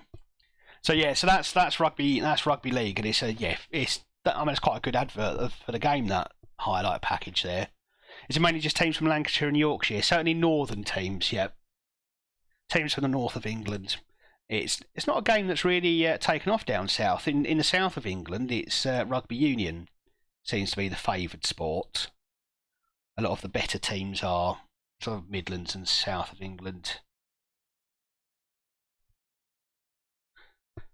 I think it's a good sport. I hope Italy can be good at rugby league. I'll defer to Scraps on that one about Italy's chances in rugby league. They want the stadium open in 2 months. Wow. So in time for the new season. I genuinely didn't know it was that far along.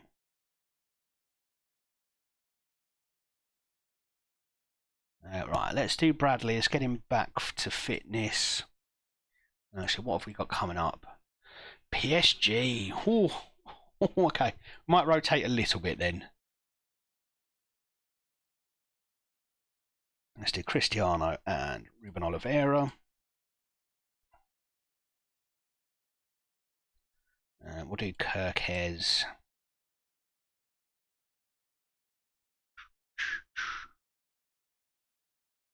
There's Reshao Neves, I think.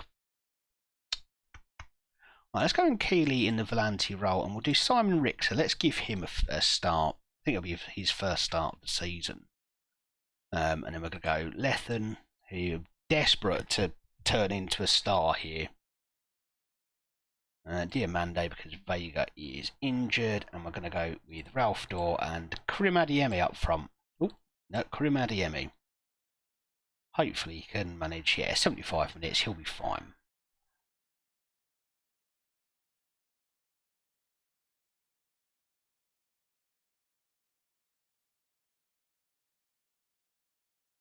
Our quality on the bench is much higher than it was last season.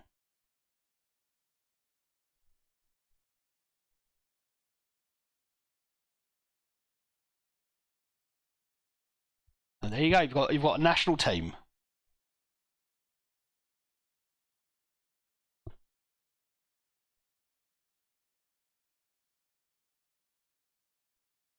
They beat Spain 94-4, but lost 104-0 against Scotland.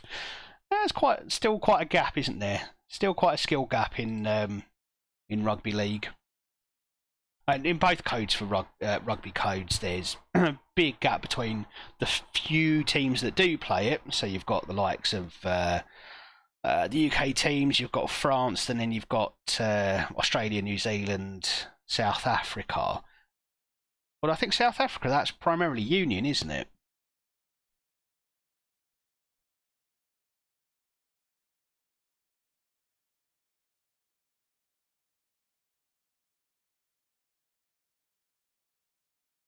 Yeah, the Aussies are very good at rugby league.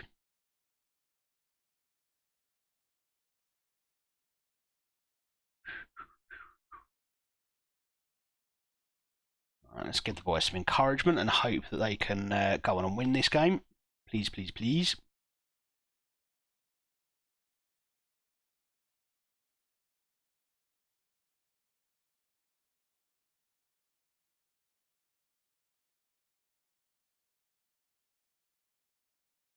And Diame back out for Diamande, and oh, that's a good run into the box, but the finish isn't quite there.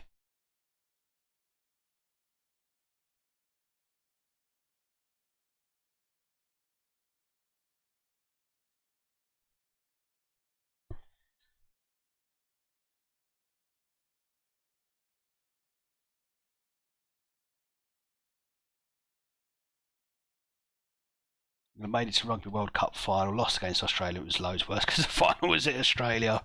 Oh, rough, rough.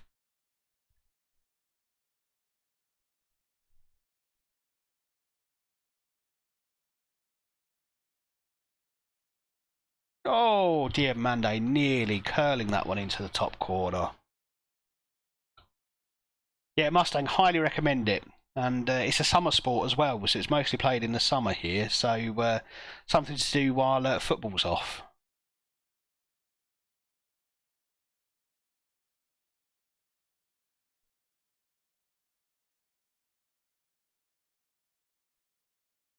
Well, we've absolutely dominated here, but we've not actually scored. That's a problem. See if we can pump them up, get them out there and score a goal. Adeyemi looking nervous. And this isn't a game to be nervous in, for goodness sake. This is Fortuna Dusseldorf.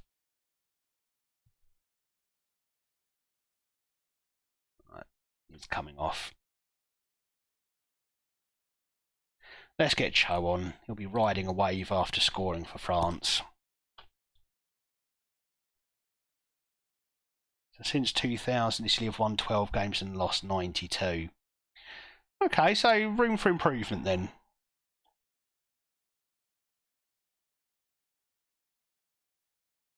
So Mustang, if you don't make it in professional football, is professional rugby league perhaps another option for you?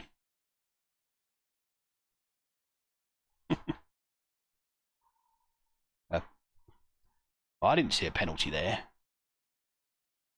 If anyone else has seen where the penalty was, do let me know.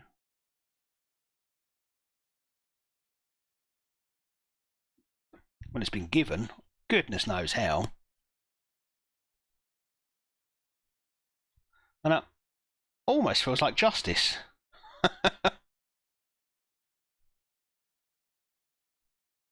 It's a terrible rugby league. Yeah, I'm sorry to report that certainly seems to be the case. Alright, let's encourage them and we're going to make some changes. We're going to go 2 up top, I think. See if we can disrupt them a little bit here. Kirkes for Cohane, Dorr for Hardy, and Cho's been worse than Adeyemi so far. And Lethem for Burkholt.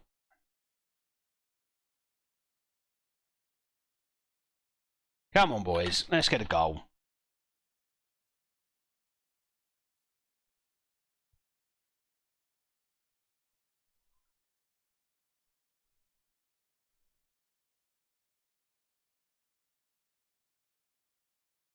Come on. Let's score something. Right, let's pick up the tempo a little bit.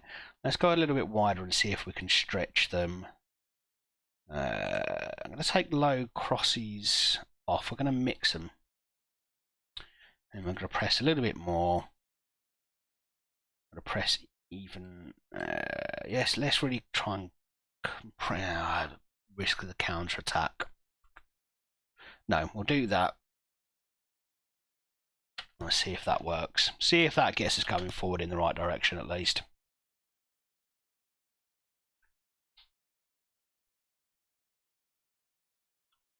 Okay, still nothing. So let's throw someone else who can score goals on, shall we?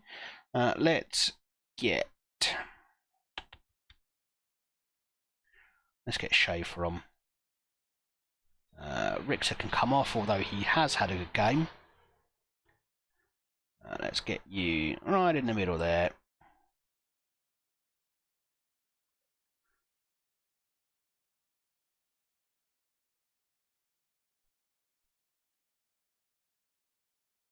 You can be a playmaker back there. And let's get that ball forward a bit quicker, shall we?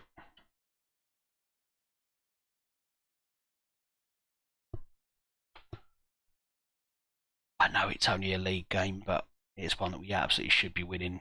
30 shots, 12 on target, XG of 2.8, and it's a 0-0 draw. Well, that's thoroughly disappointing. Yeah, we'll tell the team that was disappointing. Well, we are still top of the league at least. Okay, we're going to run ads now between games. So for those of you not fortunate enough to have a subscription, I'll see you in a couple of minutes.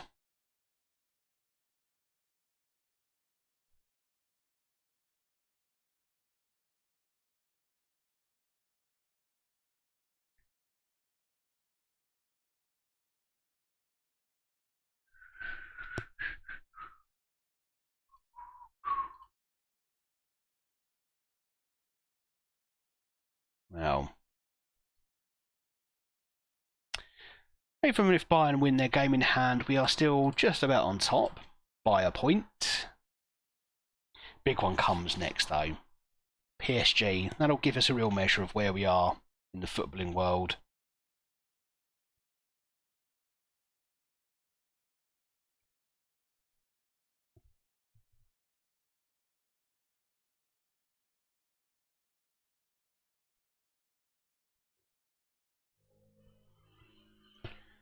What a lie.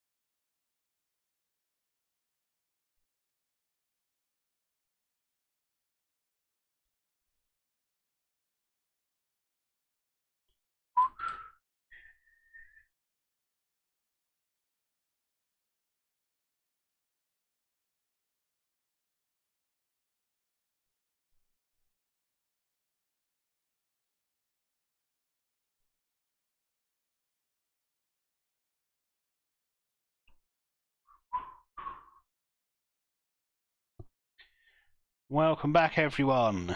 So PSG up next. It's a big one, big one. I think this will give us an idea of how likely we are to progress in the Champions League. If we can do ourselves proud in this one, I don't necessarily mean win, but do ourselves proud, then I reckon quarterfinals is realistic. Not a sellout against PSG, that's interesting. PSG favourite. Oh, the media circus is in town. I've just seen we have a rugby league here in Italy. It seems terrible. Castlewood face Warrington this weekend and Warrington a second. Warrington. I think I'll just be a fan of English and Australian rugby league. It's terrible here in Italy. Yeah, but it could be your sport. You could be who knows? You could be a player. Speed and agility are highly prized in rugby league. It's not like rugby union where you've got to be 18 stone and immovable.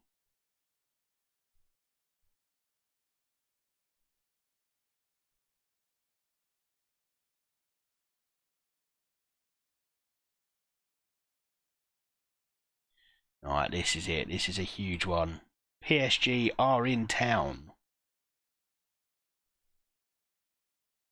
Are we winning this one, do you think?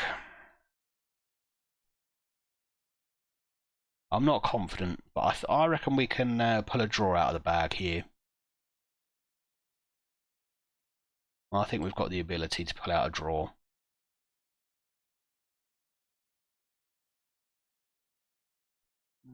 Why am I playing? I'm not playing you as a left winger. That's a bad idea. Let's get Hardy out there. Adeyemi can... Actually, no, let's get Adeyemi out there. His pace should hopefully cause some problems.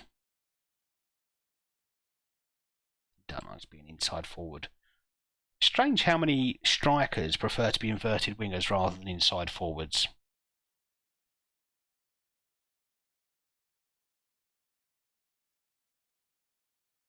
Right, Bradley, Oliveira, Kirkes, and that's a big upgrade on the bench we'd have in defence last season. Big upgrade. Akeley as well.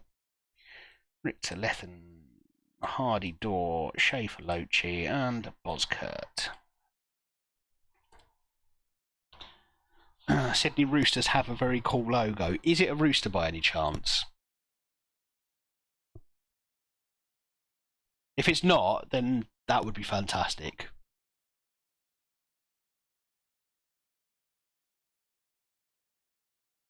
What they should have a crocodile smoking a cigar. That should be their logo.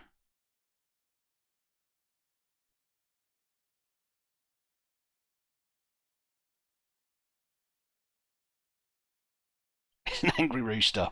Yeah, no, that's fair. To be expected, I think.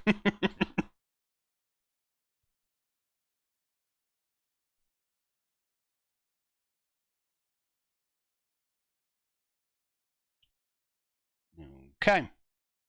It took PSG precisely 75 seconds to break us down there.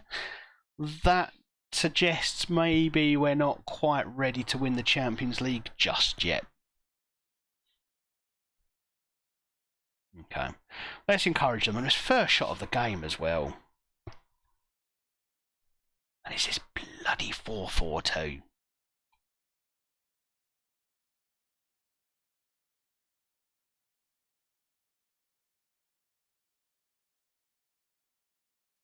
I think we might try and focus play through the middle, just to try to take advantage of the numbers in midfield. See how that works.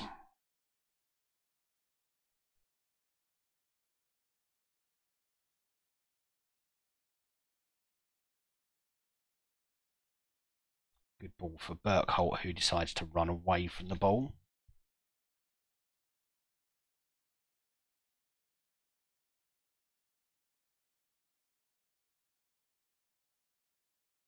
João Neves intercept well there. Another 6-sport Gaelic football. I've only ever seen clips of it.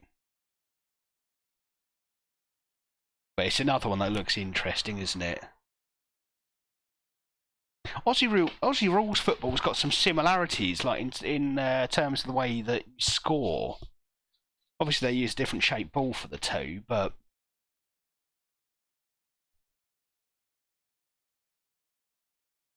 definitely a bit of crossover between them.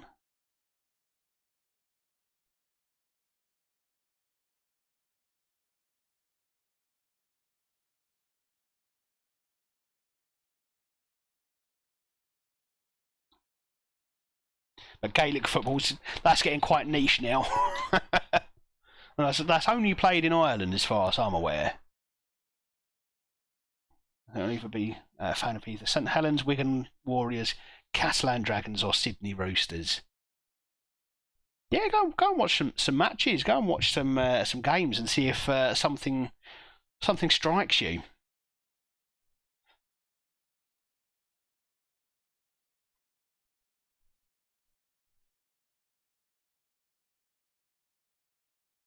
We definitely seem to be having a bit more fortune by trying to keep the ball central here.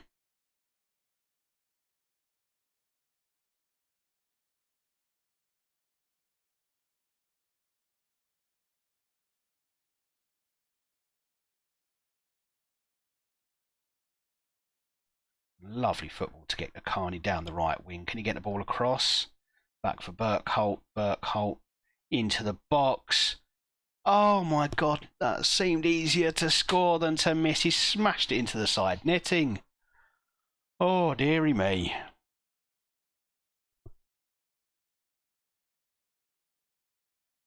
If you support an English club, you can also support an Australian team. Everyone does. Oh, there you go.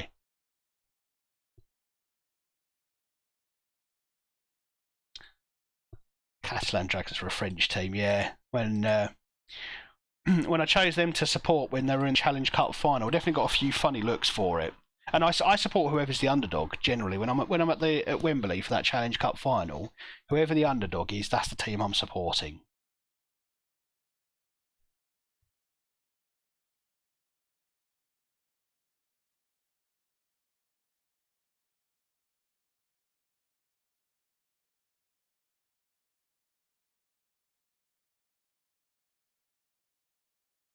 Oh, and Adeyemi with a beautiful chip from the edge of the box. And we're beating PSG, ladies and gentlemen. I don't know where that's come from. I suppose that football where you can only be a fan of one team. Interestingly, Mustang seems to be relatively common. I'm not going to say everyone does it, but I see quite a lot of fans of lower league teams who also have a Premier League team that they support as well. I don't know whether you can truly be a supporter of two teams. You can be a supporter of one and like another team, or be have a soft spot for another team. I don't know if truly you can be a fan of two, but I suppose when they're in different continents, different parts of the world, there's not much chance they'll play against each other.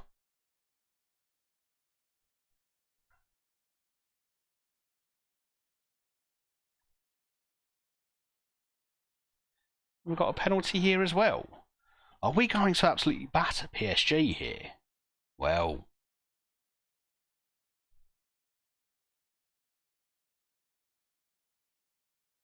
look on the water. Well, that's 3-1.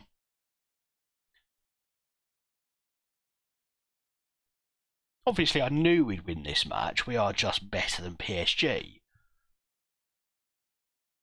Just ignore all comment I made about the build-up to the match. Obviously, I knew we were better than PSG. That's good work to stop that move. Oh, I thought Adeyemi was really going to do something with his pace there.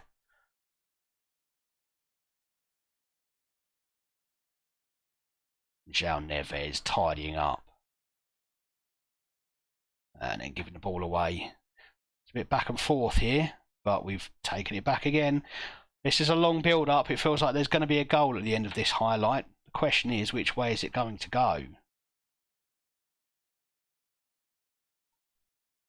It's offside there, surely. Football I support Leeds in LA. Ah, this is why you're a fan of MLS.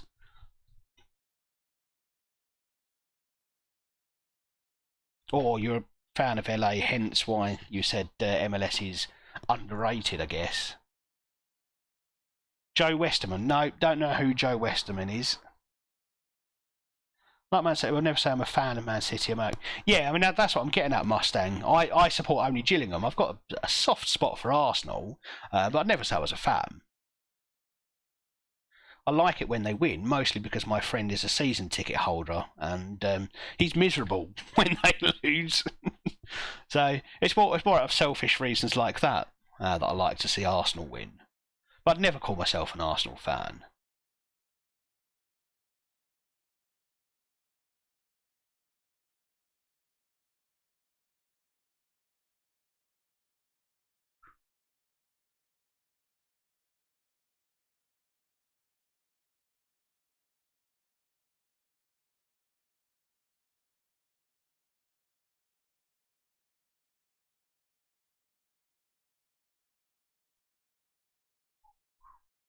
I suppose I should probably make a sub or two. I'm worried about upsetting the the vibe though. We're 4-1 up, and I mean I don't know. Honestly, I'm shocked by what I'm looking at here.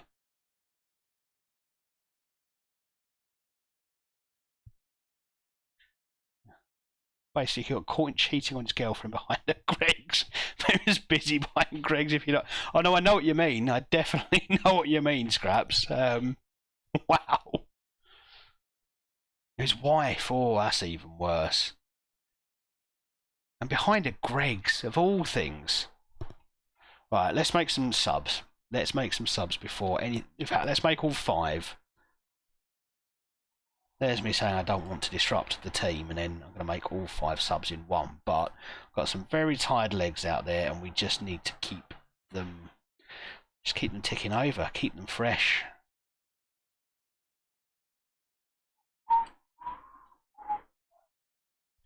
And it's that one. There we go. Okay. Let's get him out there. Person recording made it so funny because he shouted, "Can I have a go?" Oh dear Lord. Oh, that's very much a drunken Friday night kind of thing, isn't it? I don't want Man City to win in Champions League when either they don't play AC Milan or AC Milan are out. Yeah, there you go. It's that kind of thing. I don't really support 2 clubs, but you have a club that you like.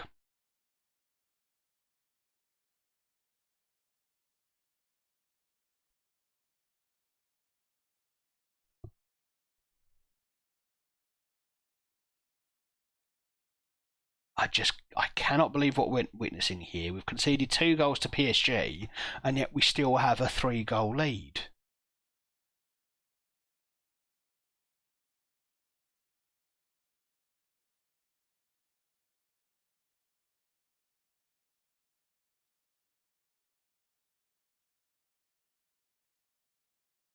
João Neves bursting through, and that should be about that.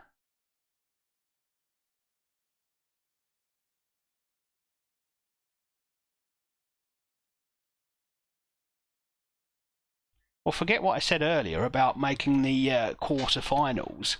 I think we're going to win the whole bloody thing. If we can demolish PSG in this way, well, we should have a chance of going on to win it, shouldn't we? We're clearly the greatest football team in the world. What a win that is. What a win that is. That Champions League final was the only time I was a Man City fan, though. Yeah.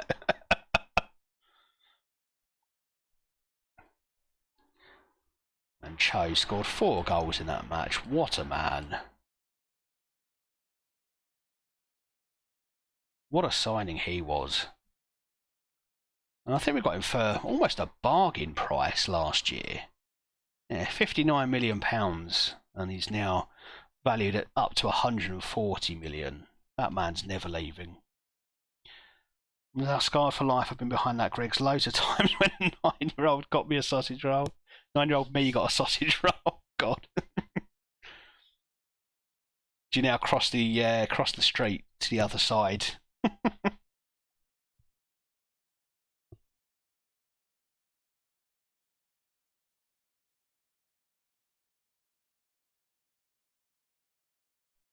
I was very tempted to Google what you said there, Scraps, about Joe Westerman, but I thought if I showed that on stream, Twitch would happily kick me off.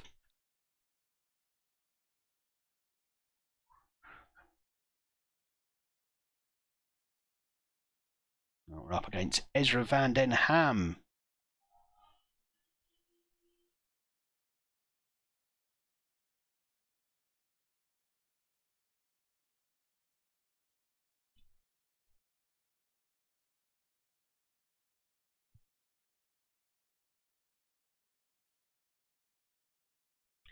So I think we've got at least 2 more games left in us tonight. We'll see how we get on. Might be able to stretch that to a 3rd. But if we can keep up the source of form we've seen from the start of the stream, and Gladbach, okay, almost a bit of a blip there, as was Düsseldorf. But we're not being beaten. You know, got leaked all over Twitter, uncensored as well. Oh my goodness. Wow. French player for Wigan Warriors is a very good player. That's scraps department. I'm clueless.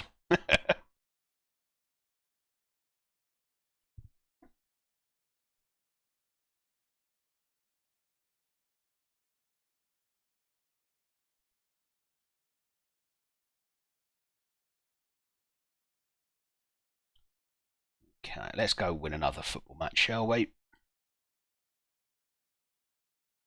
Probably need a bit of rotation in this one. Cup match, Stuttgart, yeah. Okay, let's rotate around a little bit for this.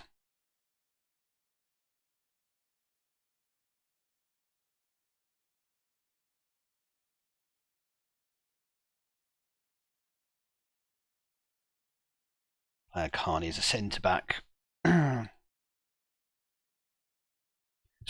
when I first joined the club, Carney was going to be my first choice centre-back, but I think he's been in defensive midfield mostly. Richter had a good game, so we'll give him another run out. And we'll play João Neves because I don't have that many more options. We'll go Lethen because I am persisting. He is going to be a good player for us. Vega can have a run out to find some more fitness, and then we'll go. Let's go for Hardy, shall we? And Cho up front because I just can't drop the man at the moment. He's made himself undroppable.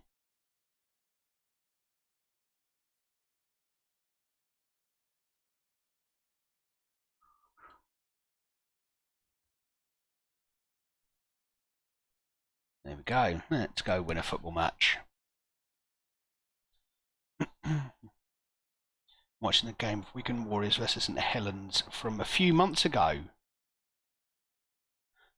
At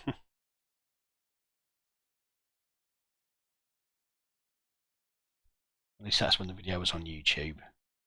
It probably is dated around the same time if it's one of the club's channels, I'm sure.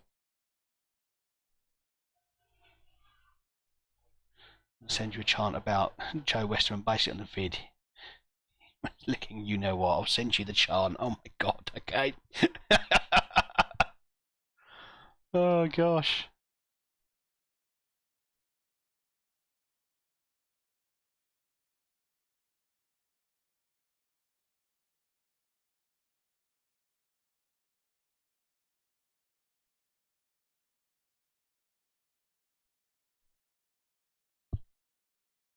Let's get Twitter open then.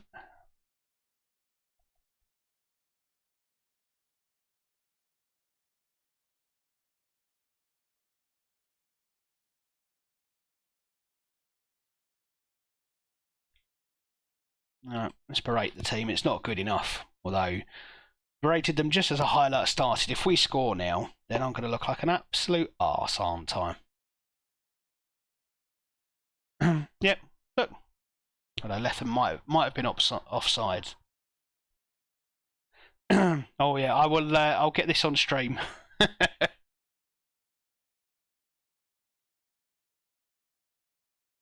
Yeah, disallowed. Okay, disallowed. That's fine.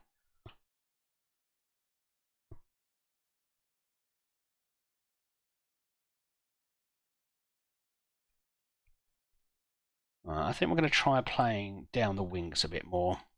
It looks like there's probably more space out on the wings for us. So let's see if we can exploit that.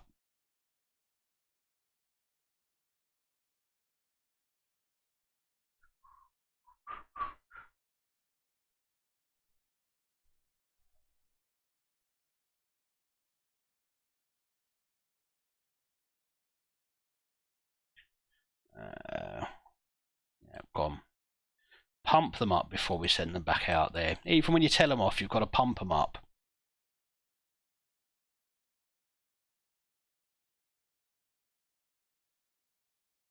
Really should be beating mains here.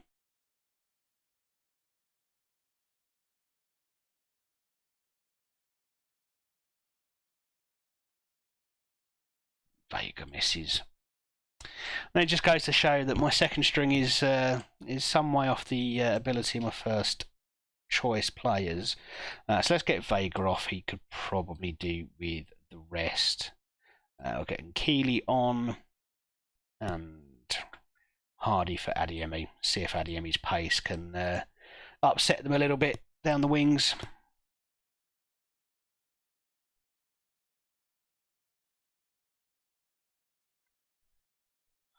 So St Helens and Man City, or who would be Man United or AC Milan? Basically, big clubs. Not. Oh yeah, okay. So who are the underachievers at the moment in Super League scraps? Right, Bradley's injured. Great. Let's get Boskurt on and Chris Osterboot.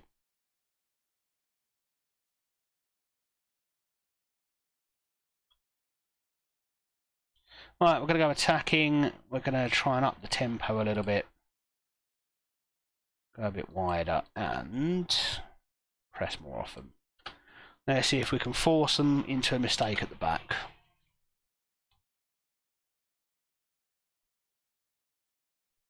Come on, lads. Injury time winners are always fun.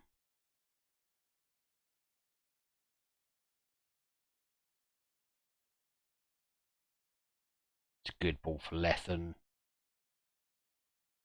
Poor cross, though.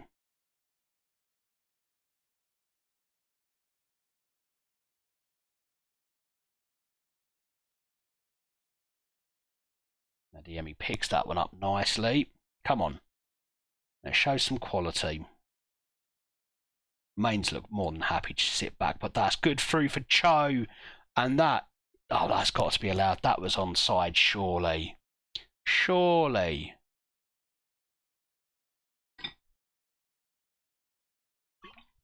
Yes, there we go. I was a bit worried that we were going to it felt like we were starting to start a bit of a streak of drawing games that we should be winning.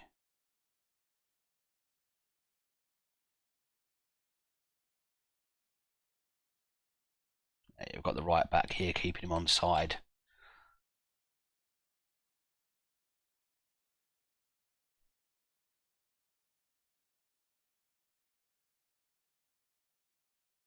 It would, however, be a very us thing to do to go and concede straight after scoring.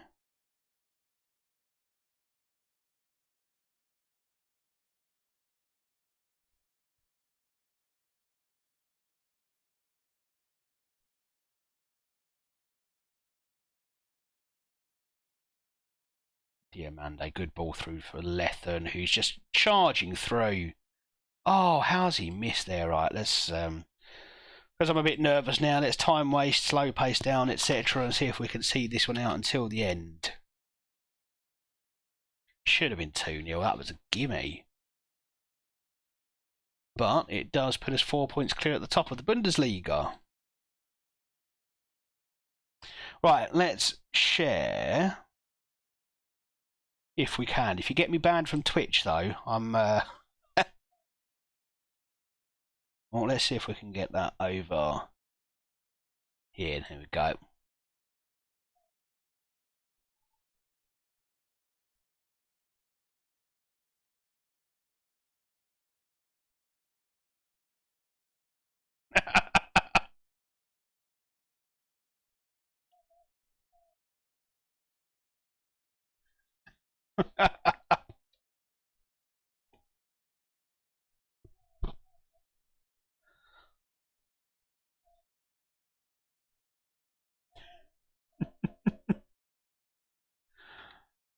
Oh dear. The genius of sports fans to be able to come up with chants like that.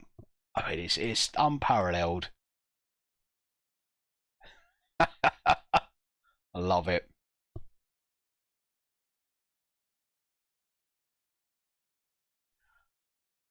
Right, we're going to run some ads to allow you to all reflect on that. See you back in a couple of minutes, where we will take on Union Berlin in the second round of the German Cup, and I reckon we'll get to that Stuttgart game as well. See you in a mo.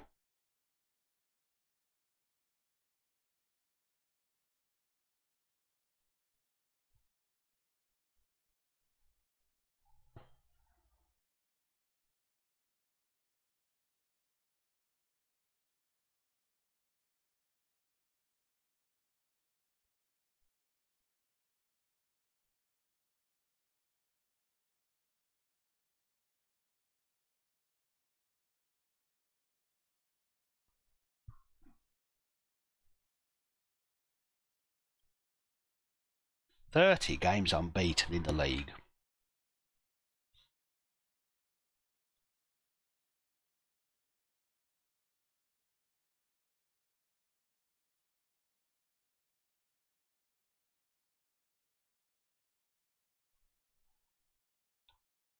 Keep on lifting me higher, higher and higher. You said your love. Keep on lifting me higher and higher. Oh, you didn't get an advert, so you get to see me or listen to me singing. Apologies for that. Apparently, this says I've got another 47 seconds of adverts. Well, in that case, you did get to see, didn't you? 30 games unbeaten. Great singing, thank you very much. 30 games unbeaten. So since that Wolfsburg game last season, we are unbeaten in the league. That's quite the turnaround. No love lost between Solanke and Theobald. Absolutely right. I don't think I played him in a single match.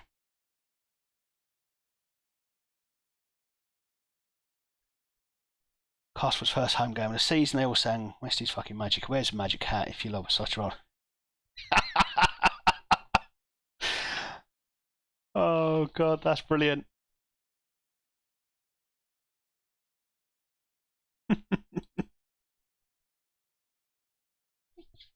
What a chant. What a chant.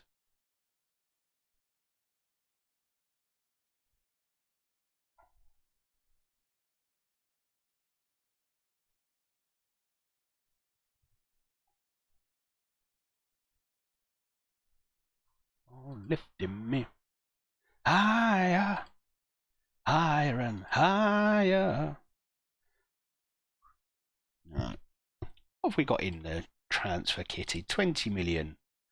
And we're still a couple of months away, but that can't hurt to look at options. I mean, this is a sort of ability we want to bring in. Not necessarily that sort of age, but that's the sort of player we should be looking at. I think we've got one decent signing in us with that 20 million. Depending on what movement goes out, but there's no one I'm looking to get rid of, I don't think. Go. Marshall.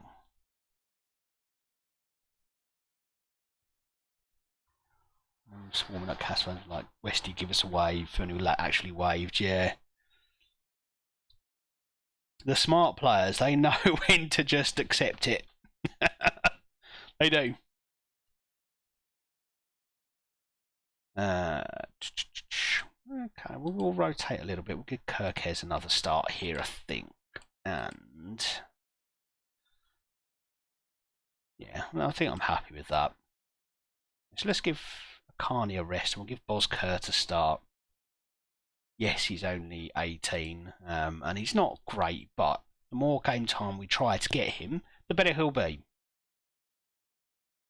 He's got the potential, so we definitely need to keep developing him. Similar to Richter, who's actually had quite a good start to his fledgling career. He's again, he's another one who's got potential, which is just, I mean, that's us at the moment. We've got lots of youngsters who could become very, very good players. in the relatively near future.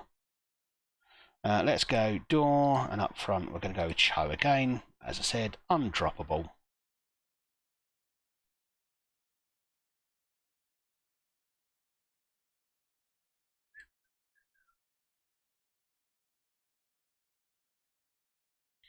And Lochi can sit on our bench.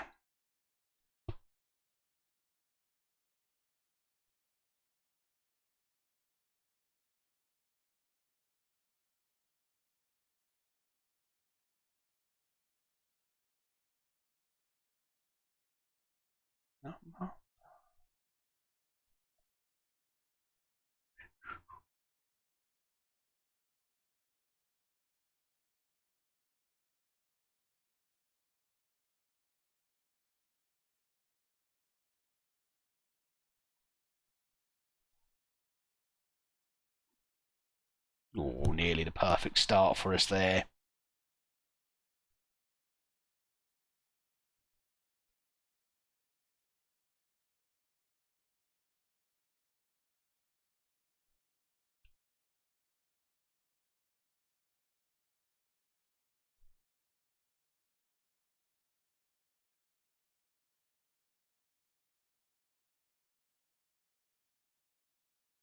Can't remember if Union Berlin got relegated last season.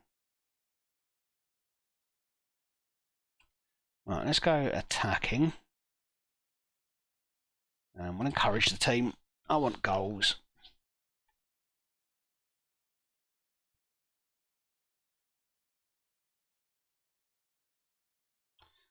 Something that is quite nice to see compared to last season, we are not underperforming on XG the way we used to. And certainly we've had a couple of games where we haven't scored as many goals as we probably should have, but we've scored 5 goals in, 3-4 games now this season, and we've overperformed our XG there, so we're definitely swinging things the other way, which is good.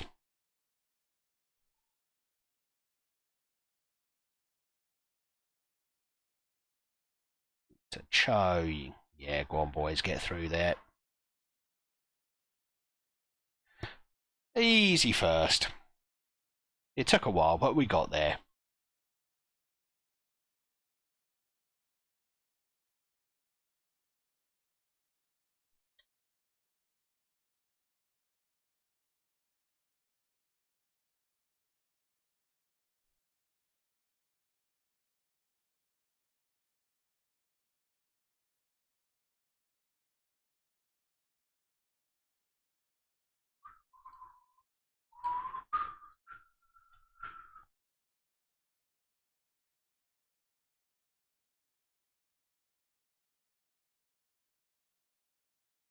Oh, dear me. What an own goal that is. I think the ball was kicked at his head. Not one you can... you can't blame him for that one, really, can you? Oh, I love it. And those goals in real life are few and far between, but it feels fairly realistic the way that one happened. It's very easy to pick holes at the game, but credit for that one.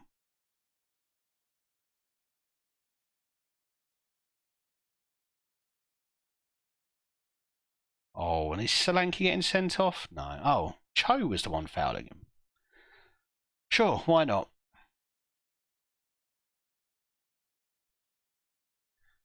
Time for some changes. We'll get the tired legs off.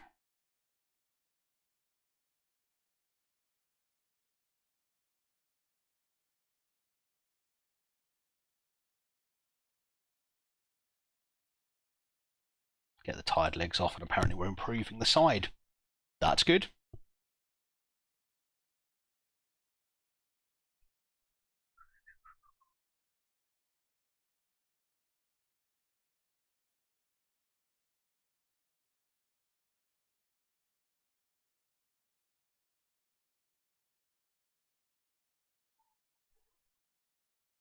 Oh, and it was nearly Door makes it 3.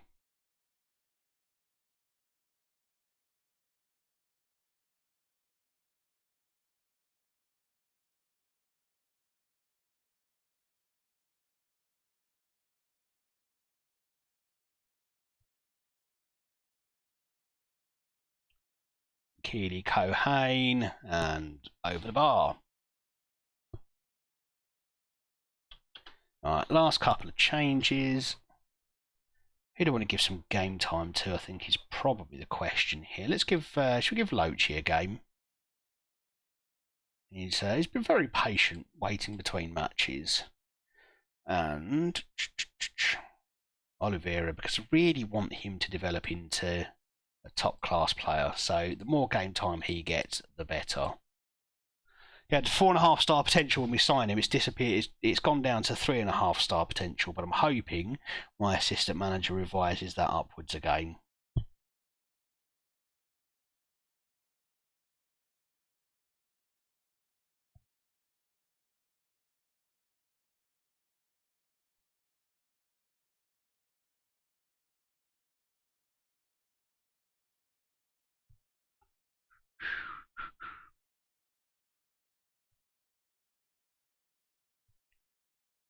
Oh, and how have we not scored a third in this game?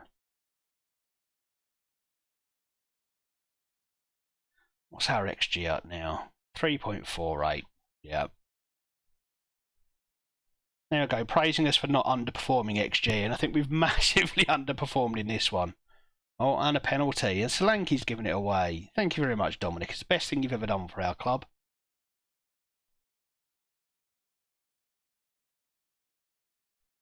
But Colt calmly puts it away in the bottom corner. Lovely, lovely.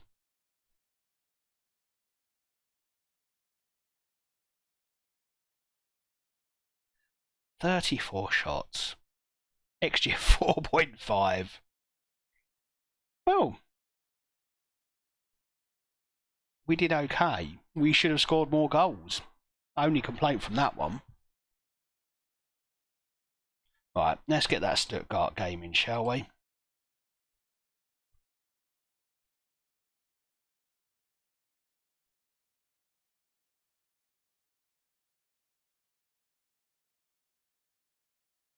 My only real concern is how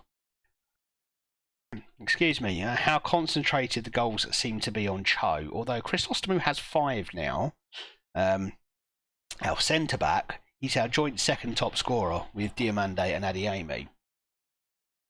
I'm enjoying the wave of form that Cho's on. It's lasted, since last season. But at some point, I get concerned that an injury happens to Cho and we're in trouble.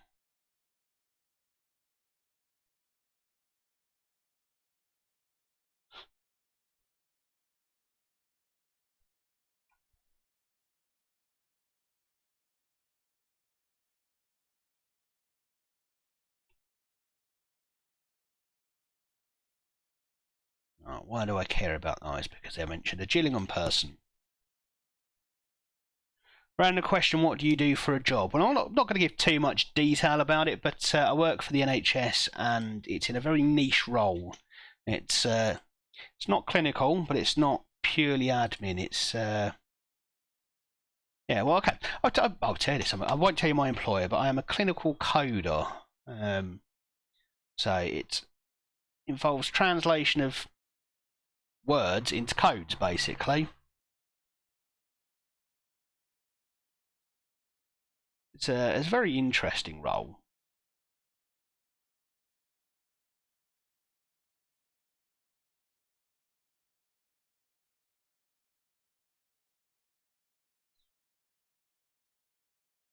The best thing for me is that it's a Monday to Friday, meaning I can easily schedule the rest of my life around it. Do you know what? It's actually, in many ways, it's quite straightforward. You need to learn a lot. You need to understand a lot about medical terminology and medical advances and so on. Who have we got? Hanover. That's fine. We can win that. There's only about, in the UK, about 3,500 of us. So there aren't many people who do it.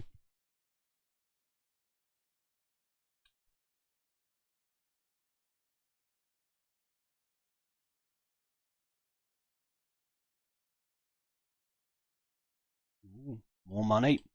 I love Champions League money. There's just so much of it to go around.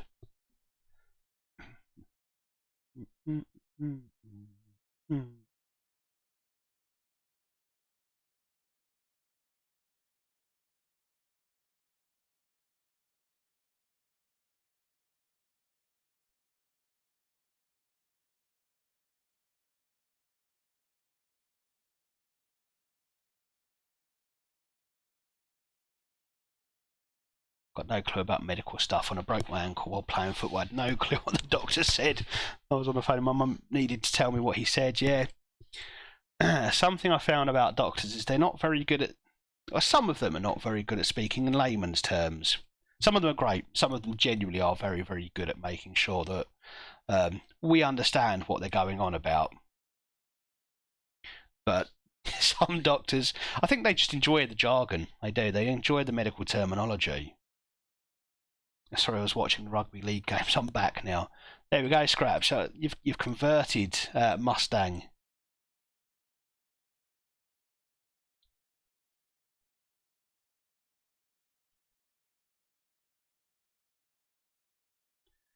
Okay, let's go and smash Stuttgart, shall we? Akani will have to start. What have I got? Oh, Man United away. We're definitely saving that for the start of the next stream.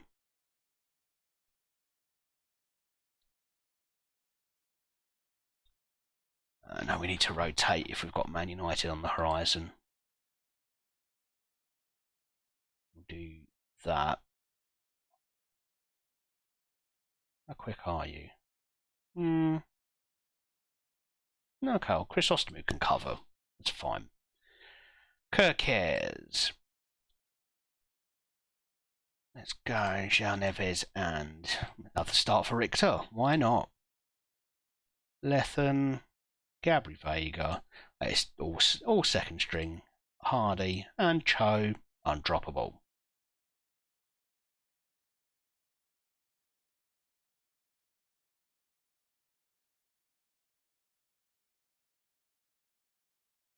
Perfect.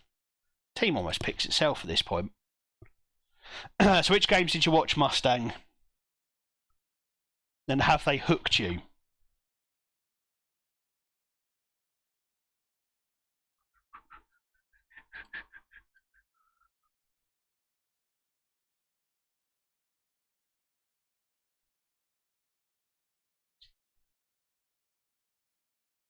Let's get that league table back up, shall we? Give me my league table back. There we go.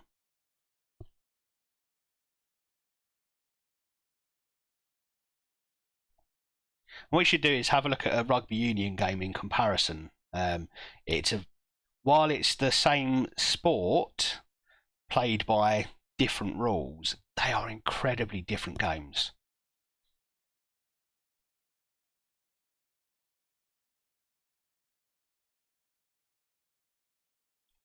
Wigan, Dragons, St Helens games, and they've been good, yeah.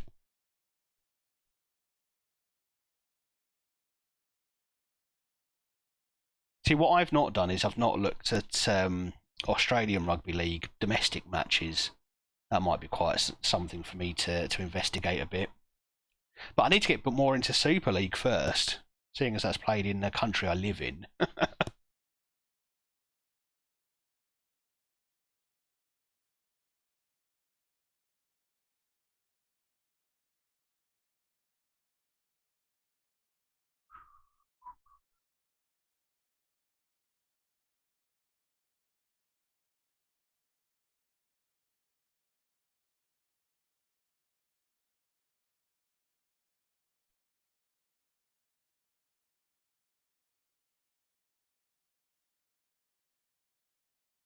Yeah, blast. It's poor defending in the end.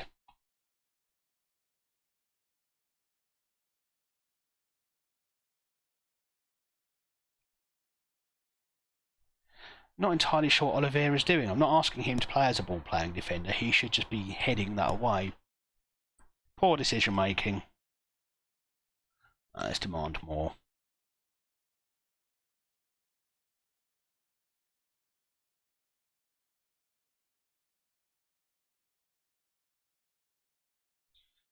need to up the tempo a bit just to force Stuttgart into a mistake, hopefully.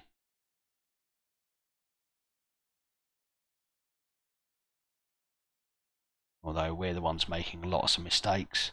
People are thinking French fields, Mankinson, Tompkins, Hurrell. I don't know if I've spelt Hurrell right. I'm not entirely sure either. Tompkins I recognise. There's about 3 of them, I think. They're all brothers.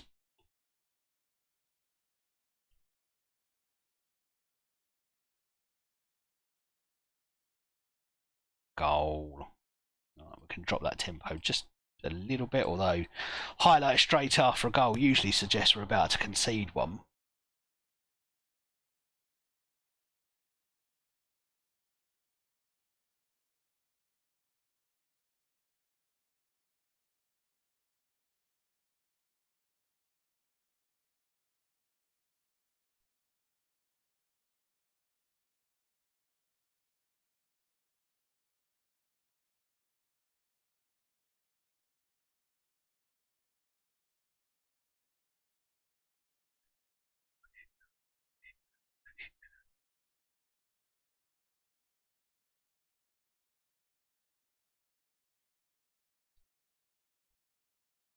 Oh, perhaps we're going to score one straight after kick-off. Another finger in another ear.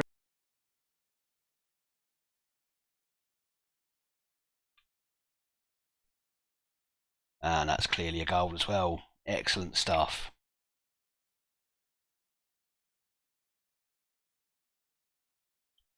I'll slow down the tempo just so we don't end up running players into the ground, really. Let's go and do a second half of that, please.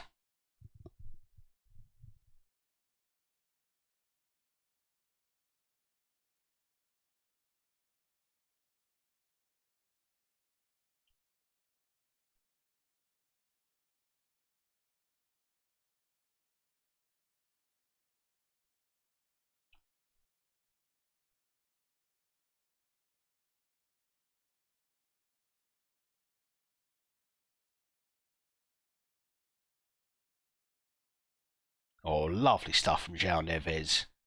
And, oh, Cho should have had the hat-trick there.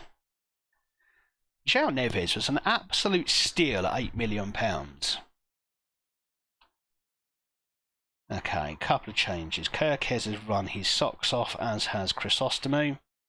Gabri Veiga can come off as well. And then the last 2 will make in about 10 minutes or so.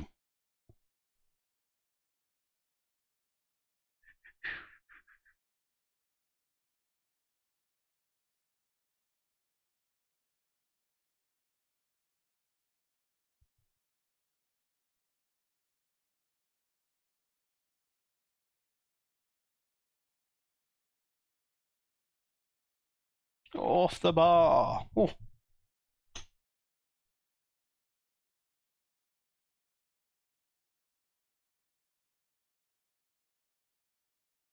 Can't believe Neves. Yeah, Ruben Neves going to Saudi Arabia is a strange one. Oh no, not Richter.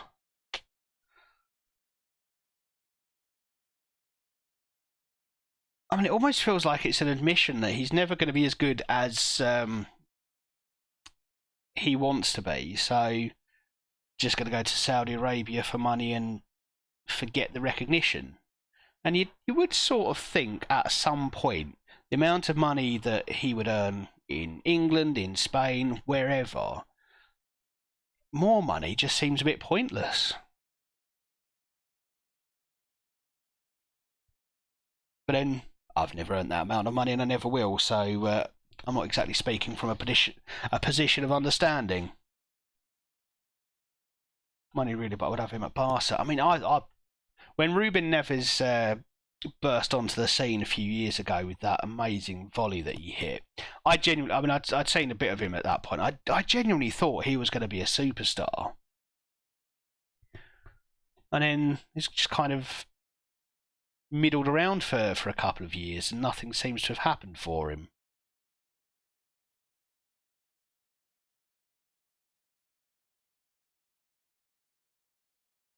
Cho was definitely offside there.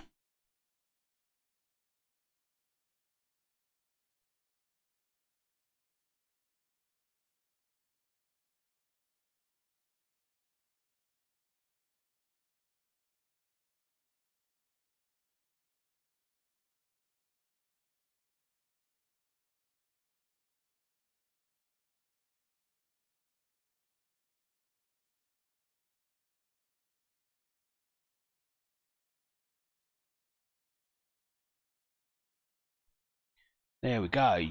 Lovely 4-1 win. We do like to see that sort of stuff.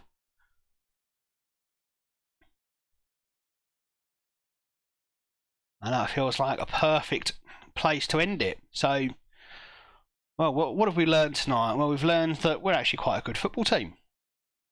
We are unbeaten for now 31 games in the Bundesliga. We are miles better than PSG, smashing them 5-2 tonight. And well, we're probably going to win the whole bloody lot this season. It's hard to argue that we're not. We've also learnt that Scraps will pick an opinion just to wind a few people up. He'll definitely put his hot takes in there just to spark some conversation. And we've learnt that St Helens are the Man City of Rugby League. So let's go and find someone else to raid, shall we? Let's take it we're still in the mood for a bit of Football Manager. So let's go and see who is around tonight.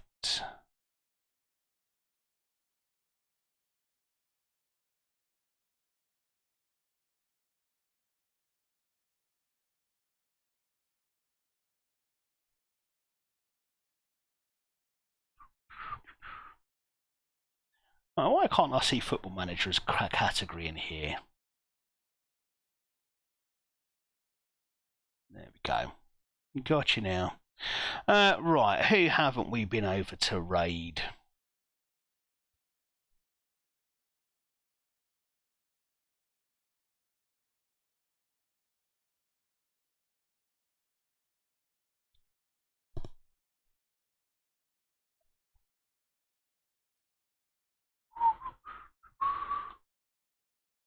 Oh, someone's playing as Rangers. We've got to go over to them. Right, Zandersian. Okay, right. Let me set up this raid and then we will say our goodbyes. So it's been an absolute pleasure once again. And we'll be back on Thursday night. So hopefully you can come and join me again. Look forward to our next stream and continuing the good form. We are going to start off though away to Man United and Bayern Munich. I mean that's going to be a hell of a stream. So to get there early on Thursday, we'll kick off at 8 o'clock as usual. And I look forward to seeing you all there. Take care and see you soon.